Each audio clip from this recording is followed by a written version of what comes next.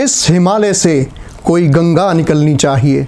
आज ये दीवार पर्दों की तरह हिलने लगी, शर्त लेकिन थी कि ये बुनियाद हिलनी चाहिए। घोटाला सामने आया तो उसके खिलाफ हमने आवाज़ उठाई। जम्मू कश्मीर हाई कोर्ट में उस केस को मैं स्वयं लेके गया कि IAS IPS अधिकारी हों, पूर्व मुख्यमंत्री हों, मंत्री हों, सरकार में रहे बड़े बड़े पदों पे लोग हों, इन्फ्लुएंशियल लोग हों, सबके ऊपर कार्रवाई हुई। हम सोनम वांगचुक जी को देखते हैं कि उन्होंने लद्दाख में पिछले कुछ दिनों से एक संघर्ष वो चला रहे हैं। जम्मू की में बात करें, राइका फॉरेस्ट में हाई कोर्ट का कैंपस शिफ्ट करने की जो बात हुई, हमारे पूर्व राज्यपाल श्री सत्यपाल मलिक, उन्होंने 2 सनसनीखेज खुलासे किए थे पुलवामा को लेकर। इंटरनल सपोर्ट स्ट्रक्चर्स जो जिहादी ताकतों ने जम्मू कश्मीर में बनाए हैं, उससे 400 किलो RDX आया, किस तरीके से चूक हुई वो put this counter intelligence and counter subversion measures, ASI हो गया या KGB CIA, दीज एजेंसी को छोड़ के एक सौहार्द का माहौल ख़राब करने की कोशिश करते हैं। कि जम्मू कश्मीर में जो समस्या है उस समस्या को उसके असली नाम से पुकारने में स्टेट ऑफ इंडिया हमेशा कतराती रही है। But we need to understand, जैसे मैंने बताया कि किस तरीके से पाकिस्तान और ISI की B टीम के रूप में भारत की सरकार ने जम्मू कश्मीर में रह के काम किया है। Very strong statement. State of India is always मानते हैं 370 को हटाना सही फैसला था 370 पे, तो कि इंस्ट्रूमेंट ऑफ एक्सेशन का कुछ लेना देना इससे नहीं है। 300 जम्मू कश्मीर की सारी प्रॉब्लम्स हल हो गई हैं। मैंने कहा कि 300 कम्युनिटी का, हिंदुओं का, सिखों का नरसंहार 90 के दशक में हुआ, जो rehabilitate and resettle victims of genocide. और ब्रिगेडियर मलिक की आप किताब पढ़ ली, जो पाकिस्तान के ट्रेनिंग मैनुअल्स हैं, उसमें वो कहते हैं कि यूथ के लिए पर्टिकुलरली हम कैसे एम्प्लॉयमेंट एवेन्यूज जनरेट कर सकते हैं। इंस्टीट्यूशनलाइज्ड रिक्रूटमेंट माफिया चलाने का काम करते हैं। वी हैव 140 करोड़ पीपल पूरे हमारे देश में, और लेस देन 2% गवर्नमेंट 2 करोड़। जितने भी सेंसस जम्मू कश्मीर के संबंध में हुए, they were all fraud and fudge. Jammu और कश्मीर दोनों में अप्लाई होता है। जम्मू इन्होंने इलेक्टोरल बॉन्ड स्कीम्स में देखिए कानून में संशोधन ऐसे कर दिए, जो ब्लैक मनी है वो तो सामने ही नहीं है। एक ये कि state funding of elections, 26.9 crore people are going to participate. हो जाएंगी कि भाई EVM आपकी ये कहती है और पेपर ट्रेल आपकी ये कहती है। आप वो देखिए, गुलाम नबी आज़ाद के बारे में सबको पता है कि he is a B team of BJP। केड़ा सॉन्ग तो फेवरेट है? एक तो ये है ना कि खंड मिठे लोग डोगरे, भला सपाईया डोगरे, ये सारे जेडे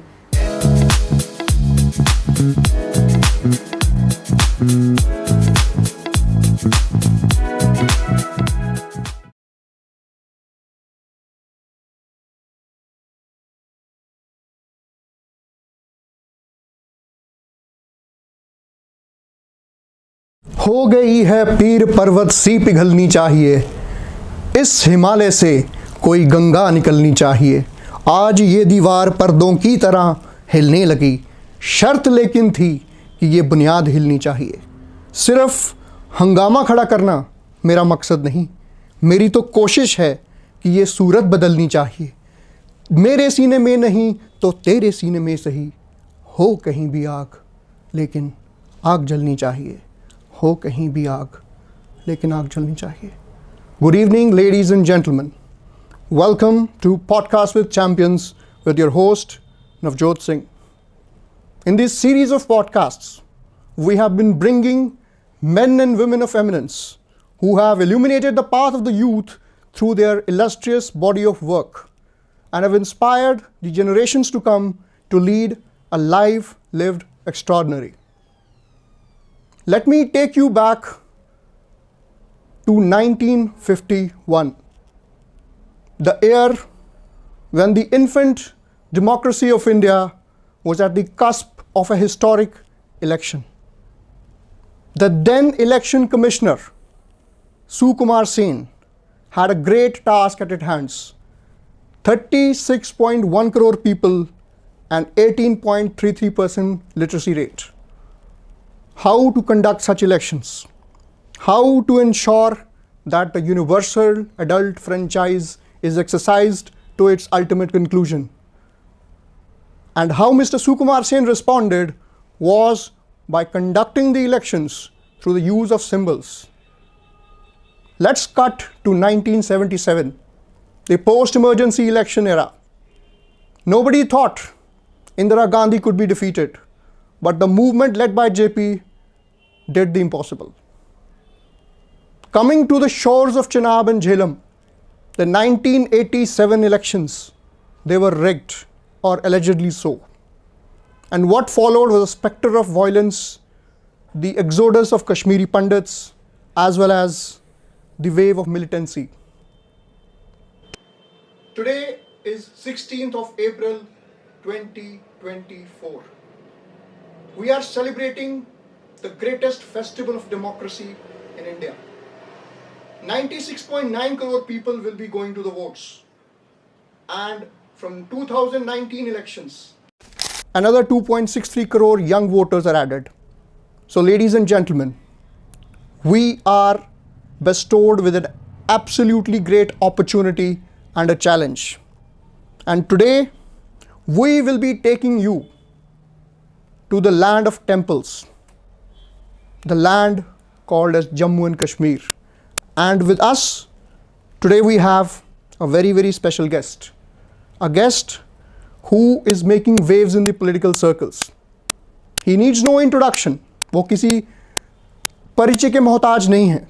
उन्होंने अपनी बॉडी ऑफ वर्क से जम्मू कश्मीर में और मुख्यतः जम्मू क्षेत्र में यूथ को अवेयर करने के लिए बहुत अभूतपूर्व कार्य किए हैं. उन्होंने अपनी लीगल स्ट्रगल के थ्रू काफ़ी ऐसे मसलों को उजागर किया है जो हमारे देश और पर्टिकुलरली जम्मू कश्मीर के आने वाले भविष्य के लिए बहुत महत्वपूर्ण है. It fills me with absolute privilege and honor to introduce to you the chairman of Ekjut Jammu, advocate by profession and a passionate Indian. Ladies and gentlemen, Shri Ankur Sharma, the upcoming face of Indian politics. Welcome to the podcast, sir. Thank you so much. And now we have graduated from being Ekjut Jammu to Ekam Sanatan Bharat Dal. The transition that we made a year back in 2023 in the month of April at Hardwar, where we graduated from a sub-regional political party to a national political party. So now this goes by the name of Ekam Sanatan Bharat Dal. Right, sir. Thank you so much for hosting us. Absolutely. हम आपको बहुत सारी मुबारकबाद भी देते हैं इस चीज़ के लिए बिकॉज वो कहते हैं ना the first person through the wall always gets bloodied. So whenever we take an initiative in life that is a little unconventional by common wisdom, तो हमें अपना रास्ता खुद बनाना पड़ता है और हम जैसे जानते हैं कि आपने अपना रास्ता खुद ही बनाया है. Privilege and in fact we wish you well. I would like to inform the audience that Shri Ankur is going to contest the upcoming Lok Sabha elections from Jammu constituency, Jammu Lok Sabha seat, and we wish him all the best that in the upcoming elections, because we need youth in the country to sit in the hallowed portals of the Indian Parliament, the Lok Sabha. So Ankur ji, let's go back to the formative years of your life. आप अपने बचपन के बारे में, अपनी schooling के बारे में, जो हमारे श्रोता आज हमारे साथ जुड़ रहे हैं, हम जानते हैं कि Ankur ji as a advocate, as a politician, as a legal warrior हम सब जानते हैं, बट आज हम Ankur ji as a person, the formative years of your life, तो प्लीज टेक अस देयर. देखिए, मैं मूलतः कठुआ जिला, कठुआ डिस्ट्रिक्ट से हूँ और मेरा जन्म 1986 में 1986 में हुआ और कठुआ में ही हुआ. और शुरू की जो मेरी स्कूलिंग ज़िला की एक तहसील हीरानगर तहसील से रही है. माता पिता सरकारी नौकरी में रहे तो वहाँ पे जो स्टाफ क्वार्टर्स थे हीरानगर टाउन के पास, तो वहीं से मेरी स्कूलिंग 7th स्टैंडर्ड तक रही. उसके बाद अपना घर बनाया कठुआ में, कठुआ सिटी में, और 8th to 12th कठुआ के RS जागृति निकेतन से मैंने आगे की पढ़ाई की. Following which I joined engineering from the university of Pune, graduated in the year 2008 and I did my software engineering from the Pune University.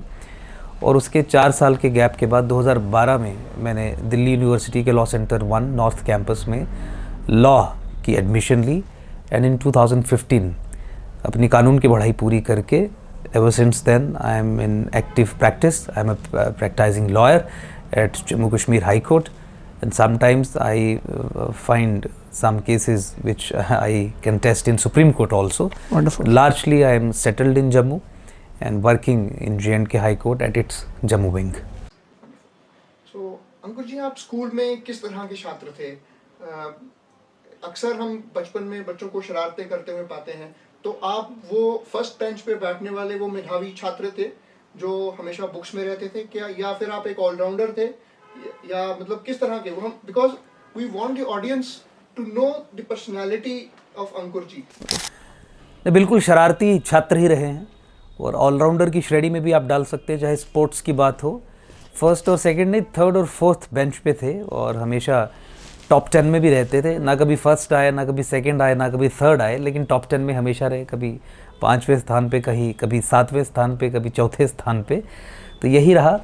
और शरारतें तो हिस्सा रहती हैं बचपन का। अच्छे तरीके से बहुत सारी शरारतें की हैं which have created ripples sometimes in the entire school also. वो सब चीज़ें रही हैं, वो इतिहास के अब पल हैं and we cherish all those moments. Sir कभी ऐसा कोई अवसर हुआ जब मार पिटाई तक बात पहुंची, या कहीं आपके दोस्त कभी किसी को पीटा आपने कभी स्कूल में? नहीं, ऐसा नहीं, लड़ाई झगड़ा नहीं हुआ। मुझे लगता है कि बहुत बढ़िया तरीके से ही स्कूल का जीवन काल रहा है।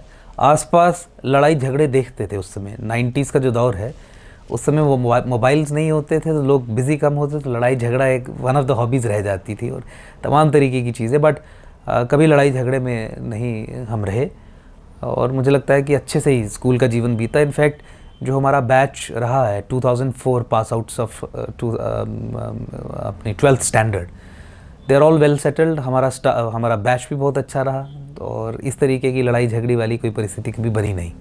Absolutely, absolutely. एक कहावत हम अक्सर देखते हैं कि all work and no play makes Jack a dull boy. So Ankur ji believes that one must be an all-rounder in life, that's how we succeed. तो अंकुर जी, पेरेंट्स का कितना सपोर्ट रहा आपकी लाइफ में? How much do you think contribution? We would like you to tell a little bit more about your parents and their role in what you are today. देखिए, family की support के बिना तो आप जहाँ पे पहुँचते हैं वहाँ पहुँच ही नहीं सकते। फैमिली सपोर्ट तो बहुत आवश्यक है, क्रिटिकल है। पेरेंट्स मेरे दोनों गवर्नमेंट सर्विसेज में रहे हैं, अब रिटायर हो गए हैं। पिताजी ड्राफ्ट्समैन रिटायर हुए इरिगेशन डिपार्टमेंट से, J&K स्टेट गवर्नमेंट में ही वो कार्यरत रहे। और माताजी टीचर, गवर्नमेंट स्कूल में टीचर, वो रिटायर हुए। और उन्हीं के सहयोग से, उन्हीं के मार्गदर्शन में मुझे लगता है कि शुरू के फॉर्मेटिव ईयर्स रहे और हमेशा फैमिली की सपोर्ट रही। आप जानते हैं बहुत सारे ऐसे हमने कार्य किए जो अनकन्वेंशनल हैं, जिसके बारे में प्रॉब्ली हम चर्चा भी करेंगे। तो अनकन्वेंशनल कार्य जब करते हैं, लीग से हटके जब आप कार्य करते हैं, when you start taking risks in life, तो उस समय अगर फैमिली की सपोर्ट ना हो, फैमिली का हाथ पीछे ना हो, तो then probably it becomes difficult for you to move here, even if कि आपके पास बहुत स्ट्रेंथ है, करेज है, विजन है, मिशन है। तो अनप्रेसिडेंटेड एक सपोर्ट रही है फैमिली की और मुझे लगता है कि उसी के चलते जिस स्टेज तक आज हम पहुँचे हैं, वहाँ पहुँचने का सौभाग्य भी प्राप्त हुआ है। हम आपको बहुत सारी मुबारकबाद भी देते हैं इस चीज़ के लिए, बिकॉज वो कहते हैं ना, the first person through the wall always gets bloodied. So whenever we take an initiative in life that is a little unconventional by common wisdom, तो हमें अपना रास्ता खुद बनाना पड़ता है। और हम जैसे जानते हैं कि आपने अपना रास्ता खुद ही बनाया है। और जैसे आपने बात की कि हमारे जो 90 का दशक था, जब मोबाइल फ़ोन्स नहीं थे, तो आज के छात्रों को और आज के बच्चों को जब आप देखते हैं सोशल मीडिया में घुसे रहेंगे या फ़ोन्स पे रहेंगे, तो आप as a upcoming, I would call you a leader of Jammu only, because we are all leaders, that how we inspire our youth. तो आप उनको क्या संदेश देंगे और किस तरह से आप उनको ये मोटिवेट करेंगे कि एक बैलेंस, एक समन्वय बनाना कितना ज़रूरी है आउटडोर स्पोर्ट्स का और जो पूरा जो सोशल मीडिया पे लगे रहने में? तो आप क्या मानते हैं इस पर? नहीं, मुझे लगता है कि आपने अपने सवाल में ही ये जवाब दे दिया कि बैलेंस बनाना आवश्यक है। देखिए, सोसाइटी इवॉल्व रहती है, टेक्नोलॉजी से हम दूर नहीं रह सकते। सोशल मीडिया का अगर ज़माना है, इंटरनेट का अगर ज़माना है, तो उसका सदुपयोग, अच्छा उसका उपयोग करना बहुत अनिवार्य है। और तो बैलेंस जो है वही एक कीवर्ड है कि आउटडोर स्पोर्ट्स, फिज़िकल एक्टिविटी में और सोशल मीडिया और कमरे के अंदर बैठ के जो आजकल हम करते हैं, जिस तरीके से लाइफ चेंज हुई है, we have to strike a balance. हमें बैलेंस बना के चलना है और उसके बाद ही एक अच्छा स्वास्थ्य, अच्छा जीवन, अच्छा एक विजन हमारा बन पाएगा। एक हेल्दी बॉडी, एक हेल्दी माइंड तो प्राइमरी रिक्वायरमेंट है for anybody to succeed in life और for anybody to live a life of comfort. So इसीलिए मेरा निवेदन आज की जनरेशन से यही रहेगा कि outdoor sports, physical activity, social media, technology etcetera, इस सब में बैलेंस बना के चलें। किसी की भी डोज अधिक ना हो तो बेहतर है। Only then we can probably succeed. एक healthy mind is very important for you to succeed in life, for you to make change and bring change in the society, जिस तरीके से आप काम करते हैं अपने काम के माध्यम से। बिल्कुल सही कहा आपने अंकुर जी। और आपसे पहले मैं पिछले हफ्ते एक पॉडकास्ट किया था एक इंटरनेशनल MMA चैंपियन के साथ, तो उन्होंने भी इस बात का काफ़ी महत्व जताया था कि जैसे हम स्कूल्स में हर वीकली टेस्ट होते हैं हमारे एकेडमी, तो why not include sports in the curriculum, और स्पोर्ट्स के हम टेस्ट क्यों नहीं करते हैं। तो मुझे लगता है कि इस दिशा में भी कुछ कार्य करने की ज़रूर एक आवश्यकता है। आगे बढ़ते हुए अगर हम आपके कुछ जो कार्य आपने किए हैं सोशल फील्ड में, जैसे आपने you have been an advocate and आप चैंपियन करते रहे हैं कुछ कॉजेज जो इम्पोर्टेंट, जैसे रोशनी एक्ट हो गया या और भी बहुत रसाना केस हो गया, बहुत सारे मसले, तो हम चाहेंगे कि आपका जो पर्सपेक्टिव है, आपको ये मोटिवेशन कहाँ से आई कि आपने इस चीज़ को threadbare and tooth and nail आपने फाइट किया। के कारण अपॉर्चुनिटीज़ ऐसी अराइज हुई कि इस तरीके के असंभव कार्य भी हम कर पाए। कमिटमेंट और clarity of thought is important to do all this kind of works, and I think कि वो अपॉर्चुनिटी भी मिली। 2014 में पहली बार जब 25,000 करोड़ का घोटाला, जम्मू कश्मीर के इतिहास में सबसे बड़ा ज़मीन का घोटाला सामने आया, तो उसके खिलाफ हमने आवाज़ उठाई। जम्मू कश्मीर हाई कोर्ट में उस केस को मैं स्वयं लेके गया और 6 वर्ष के संघर्ष में उस घोटाले में जितने भी आरोपी थे उन पे एफआईआर दर्ज करवाई। उसके बाद ही आपने देखा कि आईएएस आईपीएस अधिकारी हों, पूर्व मुख्यमंत्री हों, मंत्री हों, सरकार में रहे बड़े बड़े पदों पे लोग हों, इन्फ्लुएंशियल लोग हों, सबके ऊपर कार्रवाई हुई और इतिहास का सबसे बड़ा घोटाला उसको बस्ट करने का श्रेय भी लोगों ने हमें दिया। साथ ही साथ आपने रोशनी एक्ट, रोशनी कानून की बात कही, तो जम्मू की डेमोग्राफी को चेंज करने का बहुत बड़ा एक षड्यंत्र था। फॉरेस्ट स्टेट लैंड्स पे एक धर्म विशेष के, समुदाय विशेष के लोगों को ओनरशिप दे के वहाँ पे सेटल करने का प्लान था। जिस तरीके से कश्मीर संभाग में कश्मीर का इस्लामीकरण किया गया, उसी तरीके से जम्मू संभाग में भी जम्मू का इस्लामीकरण करने के लिए लेजिस्लेटिव असेंबली को, हमारे डेमोक्रेटिक इंस्टीट्यूशंस को इस्तेमाल किया गया। उसके खिलाफ हमने जंग लड़ी और 6 वर्ष के संघर्ष में रोशनी कानून को भी हमने असंवैधानिक करार करवा दिया। 87 एमएलएज ने मिलकर जिस कानून को बनाया था, उस कानून को 6 वर्ष के संघर्ष में हमने ध्वस्त करवा दिया, जो राष्ट्रीय सुरक्षा के दृष्टिकोण से भी बहुत इंपॉर्टेंट था, बहुत महत्वपूर्ण था। तो मुझे लगता है कि आइडियोलॉजिकल पॉइंट ऑफ व्यू से चीज़ों की समझ होने के कारण कई बार बीच में ऐसी अपॉर्चुनिटीज़ बन जाती हैं that when you act timely, तो things fall in line. So I think things have fallen in line, God has been kind. जिस भी चीज़ को हमने चैलेंज किया उसे उसके लॉजिकल कंक्लूजन तक भी पहुंचा के हमने लिया, and that is why people believe in us and we have credibility in the society. Absolutely, very rightly put up. And if we talk about the High Court recently, हम सोनम वांगचुक जी को देखते हैं कि उन्होंने लद्दाख में पिछले कुछ दिनों से एक संघर्ष वो चला रहे हैं कि 6 शेड्यूल में इंक्लूड करने की बात कर रहे हैं लद्दाख को, जब से वो यूटी बनी है। प्लस वहाँ पे जो प्राइवेट सेक्टर की इन्वेस्टमेंट्स कुछ बढ़ी हैं पिछले कुछ महीनों में या 1-2 साल में, तो वो एक आशंका भी जता रहे हैं कि क्लाइमेट डिज़ास्टर और क्लाइमेट रिस्क, बिकॉज लद्दाख हमारा एक वल्नरेबल जोन है, because it sits at the junction of, on one side we have Tibet and then Pakistan और चाइना, हमारे 2 ऑक्साई चीन और सीपेक, वहाँ पे जो पीओके के पास हमारे पाकिस्तान है। तो उसी संदर्भ में अगर हम जम्मू की में बात करें, राइका फॉरेस्ट में हाई कोर्ट का कैंपस शिफ्ट करने की जो बात हुई, काफ़ी प्रोटेस्ट भी हुए, तो आपको क्या नहीं लगता है कि इस बारे में भी कुछ एक हमें प्रयास करने चाहिए, क्योंकि climate change is the tragedy of the Commons, तो हमें इसको सीरियसली लेना चाहिए। और जैसे आप जैसे यंग लीडर्स हैं, अगर इस चीज़ को प्रोपेगेट करेंगे तो लोग अवश्य ही सुनेंगे। एब्सोल्युटली, देखिए क्लाइमेट चेंज हो और इसके साथ ही जुड़ा हुआ सस्टेनेबल डेवलपमेंट का concept, I strongly believe in sustainable development. Environmental consciousness तो आप जानते हैं कि 70s में आई, जिस समय सस्टेनेबल डेवलपमेंट का कॉन्सेप्ट पहली बार दुनिया के सामने आया। वन ऑफ द डायमेंशन समझा गया कि एनवायरनमेंट के साथ सम रह के ही आपको डेवलपमेंट करनी है। तो मुझे लगता है जो क्लाइमेट चेंज के संबंध में बात की जाती है, या फॉरेस्ट डिस्ट्रॉय करके वहाँ पे कंक्रीट जंगल्स बनाने की बात की जाती है, ये सब चीज़ें सस्टेनेबल डेवलपमेंट के कॉन्सेप्ट के साथ ही जुड़ी हैं। एंड आई स्ट्रांगली बिलीव कि गवर्नमेंट्स को पॉलिसीज़ के माध्यम से ये इंश्योर करना चाहिए कि किसी भी तरीके की डेवलपमेंट जो समाज में होती है, that should be sustainable. Environmental point of view से वो बिल्कुल एकदम रिक्वायरमेंट्स के हिसाब से फिट होनी चाहिए। And then we have the legal framework to ensure कि इस तरीके की चीज़ें हों जो सस्टेनेबल डेवलपमेंट इंश्योर करें और किसी भी परिस्थिति में ऐसी परिस्थिति ना बन पाए जिससे क्लाइमेट चेंज और जो डिज़ास्टर है उसको हम किसी न किसी तरीके से न्योता दें। मुझे लगता है कि आज का यूथ इन विषयों को लेके काफ़ी जागरूक है, और आपने देखा कि जब भी कभी परिस्थिति जम्मू कश्मीर में ऐसी बनी तो यहाँ के यूथ ने आवाज़ उठाई, अपने जंगलों को बचाने के लिए आवाज़ उठाई। वो भी एक बहुत बड़ी ड्राइविंग फोर्स है जम्मू कश्मीर में, फॉरेस्ट लैंड्स की एनक्रोचमेंट की, रिवर बेड्स की एनक्रोचमेंट की, स्टेट लैंड्स की एनक्रोचमेंट की, और जिसके चलते आप देखेंगे कि this responsibility by coming very very clear on the developmental aspects and ensure that all developmental projects, etc., should be in compliance with the laws of the land, and the law of the land is obviously compliant with the concept of sustainable development, because Right. I, as a practicing lawyer, understand and I know you talk about Air Act, Water Act, noise pollution, etc., Right, all other right. legislations, the Forest right. Rights Act and the Forest Protection Act and all other legislations, they are all compliant to the sustainable development. Now comes the question of its implementation. It's in its letter and spirit. I think implementation point पे भी करने की ज़रूरत है, जागरूकता की भी ज़रूरत है, and we have to have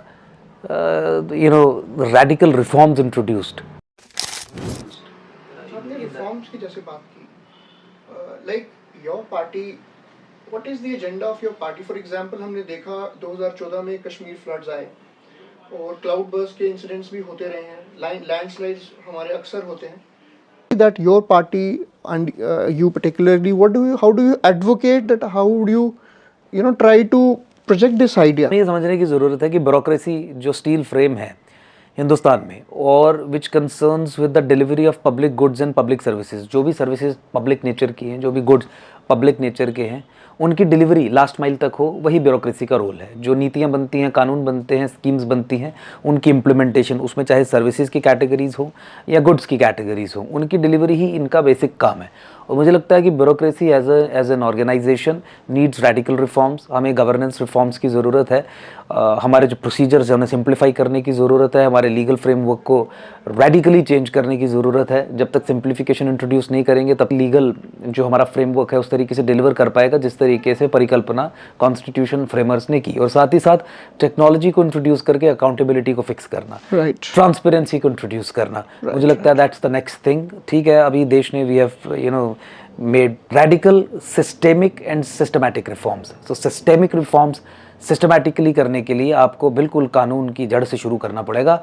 जो कॉम्प्लेक्सिटीज़ हैं, जो गैर ज़रूरी कानून हैं जिसमें बदलाव करने की ज़रूरत है, वो फ्रेमवर्क्स आपको चेंज करने पड़ेंगे, अकाउंटेबिलिटी अच्छे तरीके से आपको फिक्स करनी पड़ेगी, प्रोसीजर्स को सिंप्लीफाई करना पड़ेगा। तो systemic, systematic and radical reforms is what is the vision that we have in our mind for making the system accountable to the people of the country, so that ये जो floods की आपने बात की उसकी handling में, उसकी prediction में, floods इस तरीके के cause ना हो, haphazard development के कारण। one of the major reasons for the floods in Kashmir in 2014 was the construction of river beds. So I think वो improper implementation of laws की भी एक परिचायक है, sustainable development के concepts की implementation ना होना उसकी भी एक परिचायक है, और ब्यूरोक्रेसी और हमारे पूरे सिस्टम का फेलियर उसकी भी एक परिचायक है। I think all these things can be addressed by introducing reforms and reforms, not only at the level of the administration but also political reforms and also legal reforms. Do you think that merely laws and government are responsible for, don't you think a consciousness needs to be created? As it is said in climate justice circles, we do not inherit our future, our nature from our old generations. We borrow it from our children. So I think we owe it to them. Brundtland Commission में भी यही बात कही है sustainable development की। तो I am sure that the ideas that you have in your mind, they are surely going to take the state of Jammu and Kashmir on the right path. समाज का दायित्व है, लेकिन एक लोकतांत्रिक व्यवस्था में सबसे प्रायोरिटी लिस्ट पे अगर आप लेके जाएंगे तो you should have a government which should be accountable to its people. Then you should have a bureaucratic setup जो पब्लिक सर्विसेज और गुड्स की डिलीवरी करता है, that should be accountable, that should be transparent. आपके systems proper होने चाहिए, आपके systems highest standards के होने चाहिए, that's the first responsibility, and then people also follow in line. मैं हमेशा एक सिंपल एग्जाम्पल देता हूँ। आप जम्मू तवी रेलवे स्टेशन से नॉर्मल जो हमारी रेल है उसमें स्लीपर क्लास में लोगों को बैठाइए और आप देखिए कि जब वो दिल्ली पहुँचते हैं तो पूरा डब्बा गंदा हुआ होता है। मैं जम्मू की बात नहीं कर रहा हूँ, मैं हर किसी क्षेत्र की बात कर रहा हूँ जहाँ पे भी लोग ट्रेन में बैठेंगे। दिल्ली ट्रेन जाएगी और ट्रेन से जब लोग निकलेंगे सवेरे रात का सफ़र गुजार के, तो ट्रेन का डिब्बा गंदा होगा। वही लोग जब वहाँ से उतर के मेट्रो स्टेशन दिल्ली पे जाएंगे तो अगर जेब से एक रैपर भी गिर जाएगा तो रैपर उठा के फटाफट जेब में डालेंगे और कोई गंदगी नहीं करेंगे। बिल्कुल सही ऑब्जर्वेशन। तो क्या बदला? लोग तो नहीं बदले, आपने लोगों को तो नहीं बदला। वही लोग हैं जो एक जगह गंदगी डाल रहे हैं, वही लोग हैं जो एक जगह सुनिश्चित कर रहे हैं कि गंदगी ना हो। तो आपने क्या बदला? आपने मेट्रो में एक सिस्टम इंट्रोड्यूस किया जहाँ पे लोगों की भी अकाउंटेबिलिटी फिक्स की, एक सिस्टम इंट्रोड्यूस किया जहाँ पे लोग people started behaving like real genuine people. तो आई थिंक इस तरीके से आपको 90% काम आप इस तरीके से कर सकते हैं। You have to enforce discipline, you have to have systems in place, ताकि लोग उसको कंप्लाई करके एक अच्छी साफ सुथरी आउटपुट निकाले। तो मुझे लगता है कि वो प्रायोरिटी एरिया होना चाहिए, और सरकार को कभी भी आप, ब्यूरोक्रेसी को कभी भी आप ये कह के पल्ला नहीं उनका झड़वा सकते कि भाई लोगों को भी सुधरने की ज़रूरत है। लोग समझदार हैं, लोग सुधरते हैं, लोगों को सिस्टम्स चाहिए, proper systems in place, proper systems चाहिए, क्योंकि देखिए सिस्टम्स पे ही हमारा समाज चल रहा है। इंस्टीट्यूशंस, स्ट्रॉन्ग इंस्टीट्यूशंस चाहिए, तभी ये संभव हो पाएगा। Very rightly put up you Ankush ji. I mean how we also need to create system. जैसे आपने दिल्ली मेट्रो की बात की, जब कोई फॉरेन में जाते हैं, दुबई में जाते हैं, तो सेम हम और ज़्यादा कॉन्शियस हो जाते हैं। तो definitely I think we, as you said, we need to put right systems in place. Now coming back to the political angle of things, हमारे पूर्व राज्यपाल श्री सत्यपाल मलिक, उन्होंने 2 सनसनीखेज खुलासे किए थे पुलवामा को लेकर। उसके बारे में आपका क्या कहना है? देखिए, उसमें जो हमारी सिक्योरिटी फोर्सेस ने पोस्ट पुलवामा काम किया वो आपके सामने है ही, लेकिन हाँ, ये बिल्कुल सही बात है कि इस तरीके के इंसिडेंट्स नहीं होने चाहिए। और पुलवामा हो या और आतंकी घटनाएं हो, मुझे लगता है कि भारत की टेरिटरी में ही रह के जो रेडिकलाइजेशन और इंडोक्ट्रिनेशन की मशीनरी यहाँ पे चल रही है, इंटरनल सपोर्ट स्ट्रक्चर्स जो जिहादी ताकतों ने जम्मू कश्मीर में बनाए हैं, उन्हें ध्वस्त करना एक प्रायोरिटी एरिया होना चाहिए। किस तरीके से 400 किलो RDX आया, किस तरीके से चूक हुई, वो सेकेंडरी इश्यूज़ है, मैं समझता हूँ, क्योंकि वो कभी भी किसी समय हो सकता है। लेकिन जो प्राइमरी इशू है, जो रूट कॉज है, कि when the system allows people to radicalise people in the state of J&K. But don't you think, as you said, that is a secondary issue, that how 400 kg RDX came into the middle of the city? Don't you think there is a collusion of some of the agencies or whatever? I won't take names here. Don't you think that rather than obviously we need to put this counter intelligence and counter subversion measures. हम जैसे जानते हैं कि ISI हो गया या KGB, CIA, these agencies they try to disrupt हमारे देश में कुछ ये ऐसे तत्वों को छोड़ के एक सौहार्द का माहौल ख़राब करने की कोशिश करते हैं। लेकिन don't you think that we as a administration हमें उसको भी एम्प अप करने की ज़रूरत है? हमारी वो सिक्योरिटी का भी लैप्स है एक तरह से, कि किस तरह से वो हम नहीं, एब्सोल्युटली। देखिए, सिक्योरिटी लैब्स तो है ही है, तभी इतनी बड़ी घटना हो गई और 400 किलो RDX आ गया। सेकेंडरी में जिस कॉन्टेक्स्ट में कह रहा था वो यही था कि जब आप समाज में रेडिकलाइजेशन और इंडोक्ट्रिनेशन को अलाउ करेंगे to happen, when the institutions of radicalisation and indoctrinations are allowed to work with impunity, तो इस तरीके के सिम्टम्स आपको दिखेंगे, इस तरीके के हमले आपको होते हुए दिखेंगे। जब तक आप जड़ पे प्रहार नहीं करेंगे, और ख़ासकर जम्मू कश्मीर में जो समस्या है, उस समस्या को उसके नाम से नहीं पुकारेंगे, जिहाद को जिहाद नहीं कहेंगे, जिहाद को as a war form treat करके एक काउंटर मेजर डिप्लॉय नहीं करेंगे, तो मुझे लगता है कि अधिक सक्सेस स्टेट ऑफ इंडिया को नहीं मिलेगी। और स्टेट ऑफ इंडिया का सबसे बड़ा फेलियर जम्मू कश्मीर के संबंध में यही रहा है कि जम्मू कश्मीर में जो समस्या है, उस समस्या को उसके असली नाम से पुकारने में स्टेट ऑफ इंडिया हमेशा कतराती रही है। देखिए, जब आप absolute the first solution is to call the problem by its real name. Jihad is a full fledged war form and you have institutions of radicalisation and indoctrination kicking this industry, or are kicking we this failing as a government or as an institution? Absolutely, we have failed as a state. State has failed as far as J&K is concerned. I mean, the state of India has taken decisions in J&K जो पाकिस्तान और ISI चाहती है कि भारत की सरकार decisions ले। Now, for instance, recasting the Anantnag constituency, जहाँ पे जम्मू संभाग के मुस्लिम मेजॉरिटी एरियाज़ को कश्मीर के मुस्लिम एक्सक्लूसिव एरियाज़ के साथ जोड़ दिया गया। अगर आप ग्रेटर मुस्लिम कश्मीर का प्लान पढ़ें, अगर आप अलगाववाद को किस तरीके से पूरे जम्मू कश्मीर में फैलाना है, कौन रिस्पॉन्सिबल है इसके? देखिए, that's subversion, that's a detailed thing that probably I can throw some light, but we need to understand, जैसे मैंने बताया कि किस तरीके से पाकिस्तान और ISI की बी टीम के रूप में भारत की सरकार ने जम्मू कश्मीर में रह के काम किया है नीति के स्तर पे। मैं उसकी एक state of India is always hostile to the nation of India, it's an imperial construct and I think the state is working against the nation. We have been taking this line very consistently. Where do you pin the blame in that case? Absolutely, when the state is taken over from within, and you have policies and you have individuals planted in the state apparatus who are causing subversion from within, the fate of the state is like this. देखिए, जब imperial construct है, when the state is under control of the powers जो भारत को as a civilisation destroy करना चाहते हैं, तो we have to call the problem by calling the problem by its real name, that we have been doing. And how can you overlook the fact, condone the fact कि भाई state of India ने जम्मू कश्मीर में पिछले 5 वर्षों में ऐसे निर्णय लिए हैं जो पाकिस्तान के लॉन्ग टर्म गोल्स को कंसोलिडेट करने का जम्मू कश्मीर में काम करते हैं। आप मानते हैं 370 को हटाना सही फैसला था? 370 और 35A को हटाना बिल्कुल सही फैसला था। पर क्या उसने अपना गोल फुलफिल किया? देखिए, 370 और 35A के खात्मे के लिए स्वयं एकजुट जम्मू जो उस समय था, अब एकम सनातन भारत दल है, केवल उसी ने ज़मीन पर रह के कार्य किया है। और मैं बहुत जिम्मेदारी से ये बात कहना चाहता हूँ, क्योंकि देखिए, मैं बिल्कुल ये मानता हूँ कि भाजपा के मैनिफेस्टो में शुरू से 370 का खात्मा रहा है, लेकिन भाजपा ने जब 2014 के अंत और 2015 में पीडीपी के साथ साझा सरकार यहाँ पे बनाई, कोalition गवर्नमेंट जब बनाई, तो दोनों गवर्नमेंट्स को चलाने का एक एजेंडा ऑफ अलायंस बना। एजेंडा ऑफ अलायंस वो कॉमन मिनिमम प्रोग्राम था जिसको फॉलो करके बीजेपी और पीडीपी की सरकार जम्मू कश्मीर में चलनी थी। और आप आज भी गूगल में सर्च करके एजेंडा ऑफ अलायंस को निकाल लीजिए, भाजपा ने एजेंडा ऑफ अलायंस में पीडीपी को लिख के दे दिया है कि जम्मू कश्मीर के स्पेशल स्टेटस को छेड़ने की बात तो छोड़ दीजिए, 370 और 35A को तोड़ने की बात तो छोड़ दीजिए, हम उस पर चर्चा भी नहीं करेंगे। तो आइडियोलॉजिकल सरेंडर जिस लेवल का भाजपा ने सत्ता के लोभ में किया वो अनप्रेसिडेंटेड है, क्योंकि 370 और 35A के माध्यम से ही जम्मू कश्मीर को भारत की सेकुलर धरती में एक नॉन सेक्युलर थियोक्रेटिक आ रहा हूँ कि इसीलिए चूंकि एजेंडा ऑफ अलायंस में भाजपा ने सरेंडर कर दिया था 370 और 35A का खात्मा, ग्राउंड पे एकजुट जम्मू लड़ता था। उस समय के समाचार पत्र उठा के, उस समय के चैनल्स की, न्यूज़ चैनल्स की रिपोर्ट्स निकाल के आप बिल्कुल ये देख सकते हैं कि कौन संघर्ष कर रहा था। भी कुछ नहीं, I have always been on the hit list of terrorist organisations, therefore I am a protected person also in the state from so long now. और हिजबुल मुजाहिदीन हो और आतंकी संगठन जो हों, उसके बारे में तो पुलिस ने reports, and it always became a national news जब भी ये रिपोर्ट्स इस तरीके की आई। पुलिस एस्टैब्लिशमेंट ने तो खुद ये रिपोर्ट बना के ये बताया था कि भाई असैसिनेशन एग्जीक्यूट करने के लिए we have been recced also, recce भी कर दी गई थी और एडवांस्ड स्टेजेस में उस तरीके की चीज़ें। But that's another thing.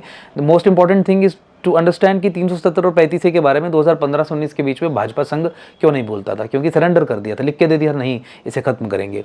और 370 और 35A को खत्म करवाना पहला अनिवार्य स्टेप था जम्मू कश्मीर में सत्ता की कमान, सेंटर ऑफ पावर कश्मीर से उठा के जम्मू में शिफ्ट करने का।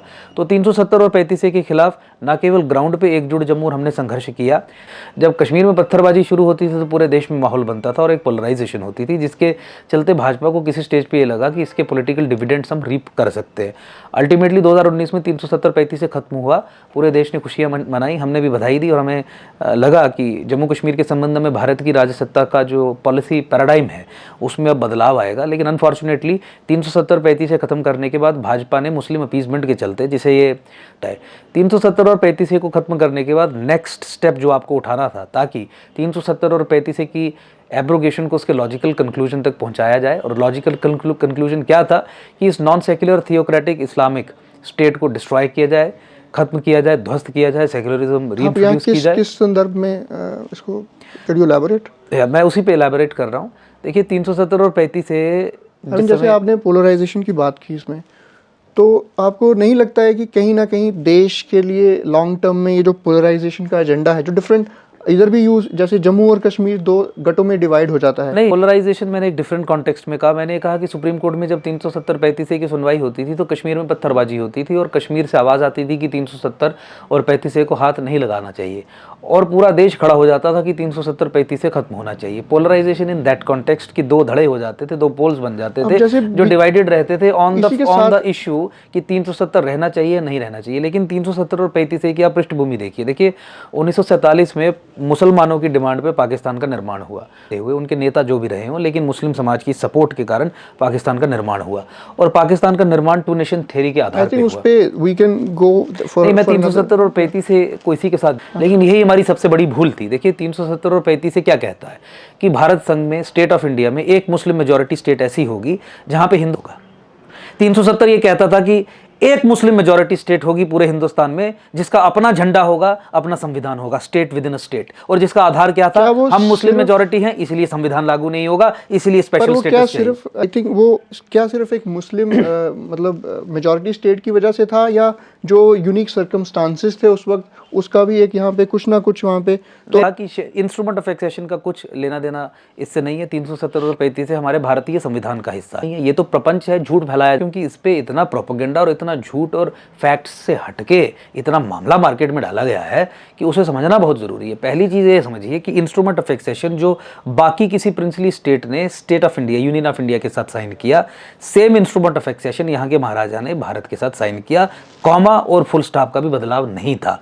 लेकिन आपने ये देखा कि जितने भी राज्य भारत संघ में बने, 28, 29 और फिर संख्या बढ़ती गई और अब घटती गई, उसमें से केवल जम्मू कश्मीर ही एक मुस्लिम मेजॉरिटी स्टेट था जिसने ये प्रेस किया 1950 पहुंचते पहुंचते। महाराजा का उस समय कोई रोल नहीं था, महाराजा वाज नोवेयर इन प्लेस। 1947 के बाद उन्हें निष्कासित कर दिया गया था। तो बॉम्बे में रह के आप जानते हैं कि किस तरीके का जीवन उनका हुआ।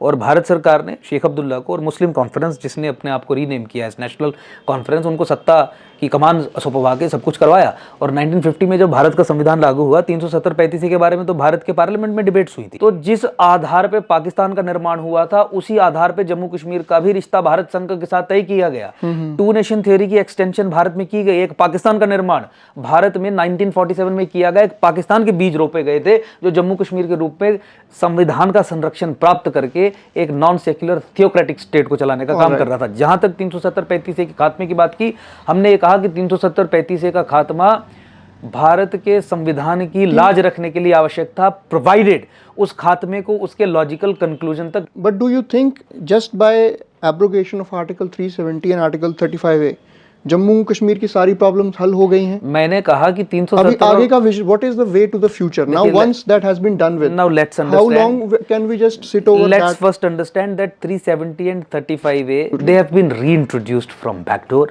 That is the reality. But what is the way to the future now? Way towards the future is to take this abrogation to its logical conclusion. जो डिलिमिटेशन के माध्यम से सुनिश्चित की जा सकती थी जम्मू कश्मीर के संबंध में। देखिए 370-35 से मैं वही कह रहा हूँ, हम रीऑर्गेनाइजेशन की बात करते हैं। Way forward is to reorganise J&K, break Kashmir into 2 UTs and create a separate Jammu state. Because for 2 reasons, आपको कश्मीर को 2 केंद्र शासित प्रदेशों में इसलिए तोड़ना है क्योंकि 90 के दशक में हिंदुओं का और सिखों का जो नरसंहार वहां पे हुआ, नरसंहार के जो विक्टिम्स हैं, आप उन्हें कहाँ रिसेटल करेंगे? उनकी रिहेबिलिटेशन के बारे में आपने क्या सोचा है? वो जिहादी सोच, वो इंडोक्ट्रिनेटेड सोच, जिस सोच के चलते 90 के दशक में वो नरसंहार हुआ, आप मुझे बताइए कि क्या वो सोच आज बदली है? जब वो सोच बदली नहीं है, जब परिस्थितियां वैसी ही हैं जैसे 90 के दशक में थी, तो आप ये नहीं कह सकते कि नौकरियों के नाम पे हम हिंदुओं को और सिखों को वहां पे उन समाज के बीच में घुलने मिलने के लिए भेज देंगे और परिस्थिति ठीक हो जाएगी। Let's not look it at from a religious lens, and because since हमने एब्रोगेट 370 किया है तो the agenda is to integrate the state of Jammu. मेरा मानना है कि नहीं हुआ है, 370-35 से एब्रोगेट नहीं हुआ है। Let me put forward. So if we are looking at it from a religious lens, like I have seen some of your speeches also where you said that the region of Jammu has been discriminated by the political bosses in Kashmir. But having said that, don't we think we need to have a collective approach जहां हम दोनों सूबों को इकट्ठा लेके चले? Don't we think that the first step towards that is truth and justice, speaking the truth and doing justice? Don't we think कि अगर किसी कम्युनिटी का, हिंदुओं का, सिखों का नरसंहार 90 के दशक में हुआ जो निरंतर अभी चल रहा है टारगेटेड किलिंग के माध्यम से, तो उसमें हम UN कन्वेंशन ऑन जेनोसाइड के हिसाब से ट्राइब्यूनल सेटअप करके जो परपेट्रेटर्स हैं उन्हें दंडित करें और उन विक्टिम्स ऑफ जेनोसाइड को रीसेटल और रिहेबिलिटेट करने के लिए एक सेफ और सिक्योर लैंडमार्क वहां पे क्रिएट करें। Plan it is not religious argument, it is a secular argument. You have to rehabilitate and resettle victims of genocide in Kashmir. No, because this is something that we need to understand as a nation. Genocide को अगर किसी देश की सरकार migration करे, it's a declaration of war on the nation. I believe that is definitely a black spot, एक काला धब्बा है हमारी हिस्ट्री में जहाँ पे a country. No, we will do justice in this manner by reorganizing the state. You have to cut down Kashmir into 2 pieces. You have to separate Kashmir because the plan of ISI and Pakistan in Islamizing. देखिए, सनातन संस्कृति सभ्यता का इस्लामीकरण जब तक नहीं होगा, गजवाए हिंद पूरा नहीं होगा। That's the military doctrine of Pakistan. Pakistan pan Islamic organization, jihadi organization, it's related. Let's understand this. मैं ब्रीफली बड़ा खत्म कर दूंगा। देखिए, वो कहते हैं कि गजवा तब तक पूरा नहीं होगा जब तक आप इनकी संस्कृति का, सभ्यता का, सिविलाइजेशन का इस्लामीकरण नहीं करते। सनातन का इस्लामीकरण करने के लिए हिमालय का इस्लामीकरण अनिवार्य है, क्योंकि सनातन हिमालय सनातन का क्रैडल है, पालना है, सारी सनातन संस्कृति सिविलाइजेशन हिमालय में बसती है। And for to do Himalaya का इस्लामीकरण, आपको उत्तर भारत का इस्लामीकरण करना इंपॉर्टेंट है। और ब्रिगेडियर मलिक की आप किताब पढ़ ली जो पाकिस्तान के ट्रेनिंग मैनुअल्स हैं, उसमें वो कहते हैं कि जम्मू संभाग का इस्लामीकरण उत्तर भारत के इस्लामीकरण के लिए क्रिटिकल है। They use the word critical है। और यूनिवर्सिटीज में MA PhD कोर्सेज और ट्रेनिंग, तो इसीलिए देखिए समझिए, अब कश्मीर का इस्लामीकरण 90 के दशक में हुआ, जम्मू के इस्लामीकरण का अगला प्लान है और यहाँ पे आप सत्ता उन पॉलिटिकल पार्टीज को दे रहे हैं, एनसीपीडीपी जो पाकिस्तान की पेरोल्स पे हैं, आईएसआई की पेरोल्स पे हैं, जिन्होंने जिहाद के एजेंडा को absolutely we have been taking and we can discuss this, जो पाकिस्तान के सेपरेटिस्ट एजेंडा को आगे बढ़ाने का यहाँ पे काम करती हैं, जो सबवर्जन कॉज करने का यहाँ पे काम करती हैं, जो कानून के माध्यम से हमारे डेमोक्रेटिक इंस्टीट्यूशंस को इस्तेमाल करके अपने कम्युनल एजेंडा को आगे बढ़ाने का काम करती है, as long as power remains with them. Islamization of Jammu province is just a matter of time. We have to understand this, and it is critical and important from national security point of view. I agree that Jammu is separated from Kashmir. What is your plan for, alleviating the condition of the poor? Condition of health के लिए आपका what is your plan for the health sector in India? I want to talk on that also. I'm coming on that because that's a different topic, and we can't say that just because we have a very very strong opinion on some ideological issue, that doesn't mean that we do not have any vision on other issues. So I'm coming on. So the post liberalization, I'm answering your question. The post liberalization 1990s में हमने economic reforms introduce किए, LPG as we call, liberalisation, privatisation and globalisation, और उसके बाद भारत देश ने लगातार economic reforms की झड़ी लगा दी. अब रिफॉर्म मानते हैं तो वो भी रिफॉर्म्स की श्रेणी में ही, हालांकि उससे बहुत नुकसान हुआ है, वो एक डिफरेंट विषय है. डिमोनेटाइजेशन को रिफॉर्म तो, लेकिन इकोनॉमिक रिफॉर्म्स 1991-92 के बाद हमने कभी रोके नहीं. साथ ही साथ हमने एडमिनिस्ट्रेटिव रिफॉर्म्स भी शुरू किए थे, where we started decentralisation of the governance. Decentralisation जो 73rd और 74th अमेंडमेंट हमने अपने संविधान में की और डेमोक्रेसी को ग्रास रूट लेवल्स तक ले जाने का प्रयास किया, तो वो हमने किया. लेकिन अपने एडमिनिस्ट्रेटिव पॉलिटिकल रिफॉर्म्स को लेके हम वहीं पे रुक गए, इकोनॉमिक रिफॉर्म्स चलते रहे. इसलिए मैंने शुरू में भी कहा कि poverty alleviation can be done only once you have an accountable system through which you can deliver public goods and services to the poorest of the poor. और जो केक ये जो बनता है, इसकी प्रॉपर डिस्ट्रीब्यूशन हो. वेल्थ क्रिएशन में तो भारत कोई समस्या ही नहीं है. इट्स थर्ड और the fifth largest economy has this, because the jumble and different reports रहती है, but we are one of the biggest economies in the world. But देखिए आप पर कैपिटा, देखिए पर कैपिटा इनकम क्या है, नहीं देखिए मैं उसी पे आ रहा हूँ. देखिए पर कैपिटा इनकम क्या है, धन जो है बहुत कम लोगों के हाथ में है, अनएम्प्लॉयमेंट राइजिंग हाई है. हमारे एजुकेशन सिस्टम ऐसे लोगों को प्रोड्यूस कर रहा है जो अनएम्प्लॉयबल हैं. आपके एजुकेशन के सिस्टम्स उस तरीके के पुराने हैं. सो मैं वही कह रहा हूँ कि systemic and systematic reforms in all segment. India skills report ने भी आपकी जो आपने बात की उसको 45.7% जो ग्रेजुएट्स हैं वही एम्प्लॉयबल हैं. मुझे लगता है उससे भी कम है. वो भी जो वैल्यू एडेड कोर्सेज करते हैं वो एम्प्लॉयबल होते हैं. अदरवाइज अगर आप इंजीनियरिंग कोर्सेज जो वेल्थ है 1% लोगों के पास देश की 40.5%, मैं वही कह रहा था कि पर कैपिटा, तो वो हमें इंप्रूव करने की जरूरत है. एक तो उसे इंप्रूव करने की जरूरत है. तो जम्मू कश्मीर में देखिए, जम्मू कश्मीर में जो अनएम्प्लॉयमेंट का दर है अभी 18.30%, 15 से जो 29 साल की एज ग्रुप में है. ये periodic labour force survey release हुआ था एनएसओ के द्वारा. अब what is your plan? Because see हम अभी एसआई का स्कैम हो गया था, गवर्नमेंट जॉब ऑलरेडी कम है, और भी स्कैम्स यहाँ चलते रहते हैं, और एक ट्रस्ट डेफिसिट है जो एडमिनिस्ट्रेटिव मशीनरी में कि जॉब्स क्रिएट हो रही हैं, प्राइवेट सेक्टर की कमी है. तो जो यूथ डिसइल्यूजन हो रहा है, आप देख रहे हैं कि since I have worked in the IB, so I have some idea of this things and how drug peddling and narco terrorism is going on. So how do you see कि हम यूथ को, because drug में बच्चा तब जाएगा जब उसको frustrated होएगा, उसको काउंसलिंग की कमी है, तो हम अपने यूथ के लिए, जम्मू के यूथ के लिए पर्टिकुलरली, हम कैसे एम्प्लॉयमेंट एवेन्यूज जनरेट कर सकते हैं ताकि वो नशे में ना जाएं. एक प्रोडक्टिव, जैसे हम भारत की बात करें देश की, तो हमारा 65% जो है यूथ है, वो we have a huge demographic bulge at this moment. But if we don't use that demographic dividend in the right direction, we are surely going to get that demographic dividend turn into a demographic disaster.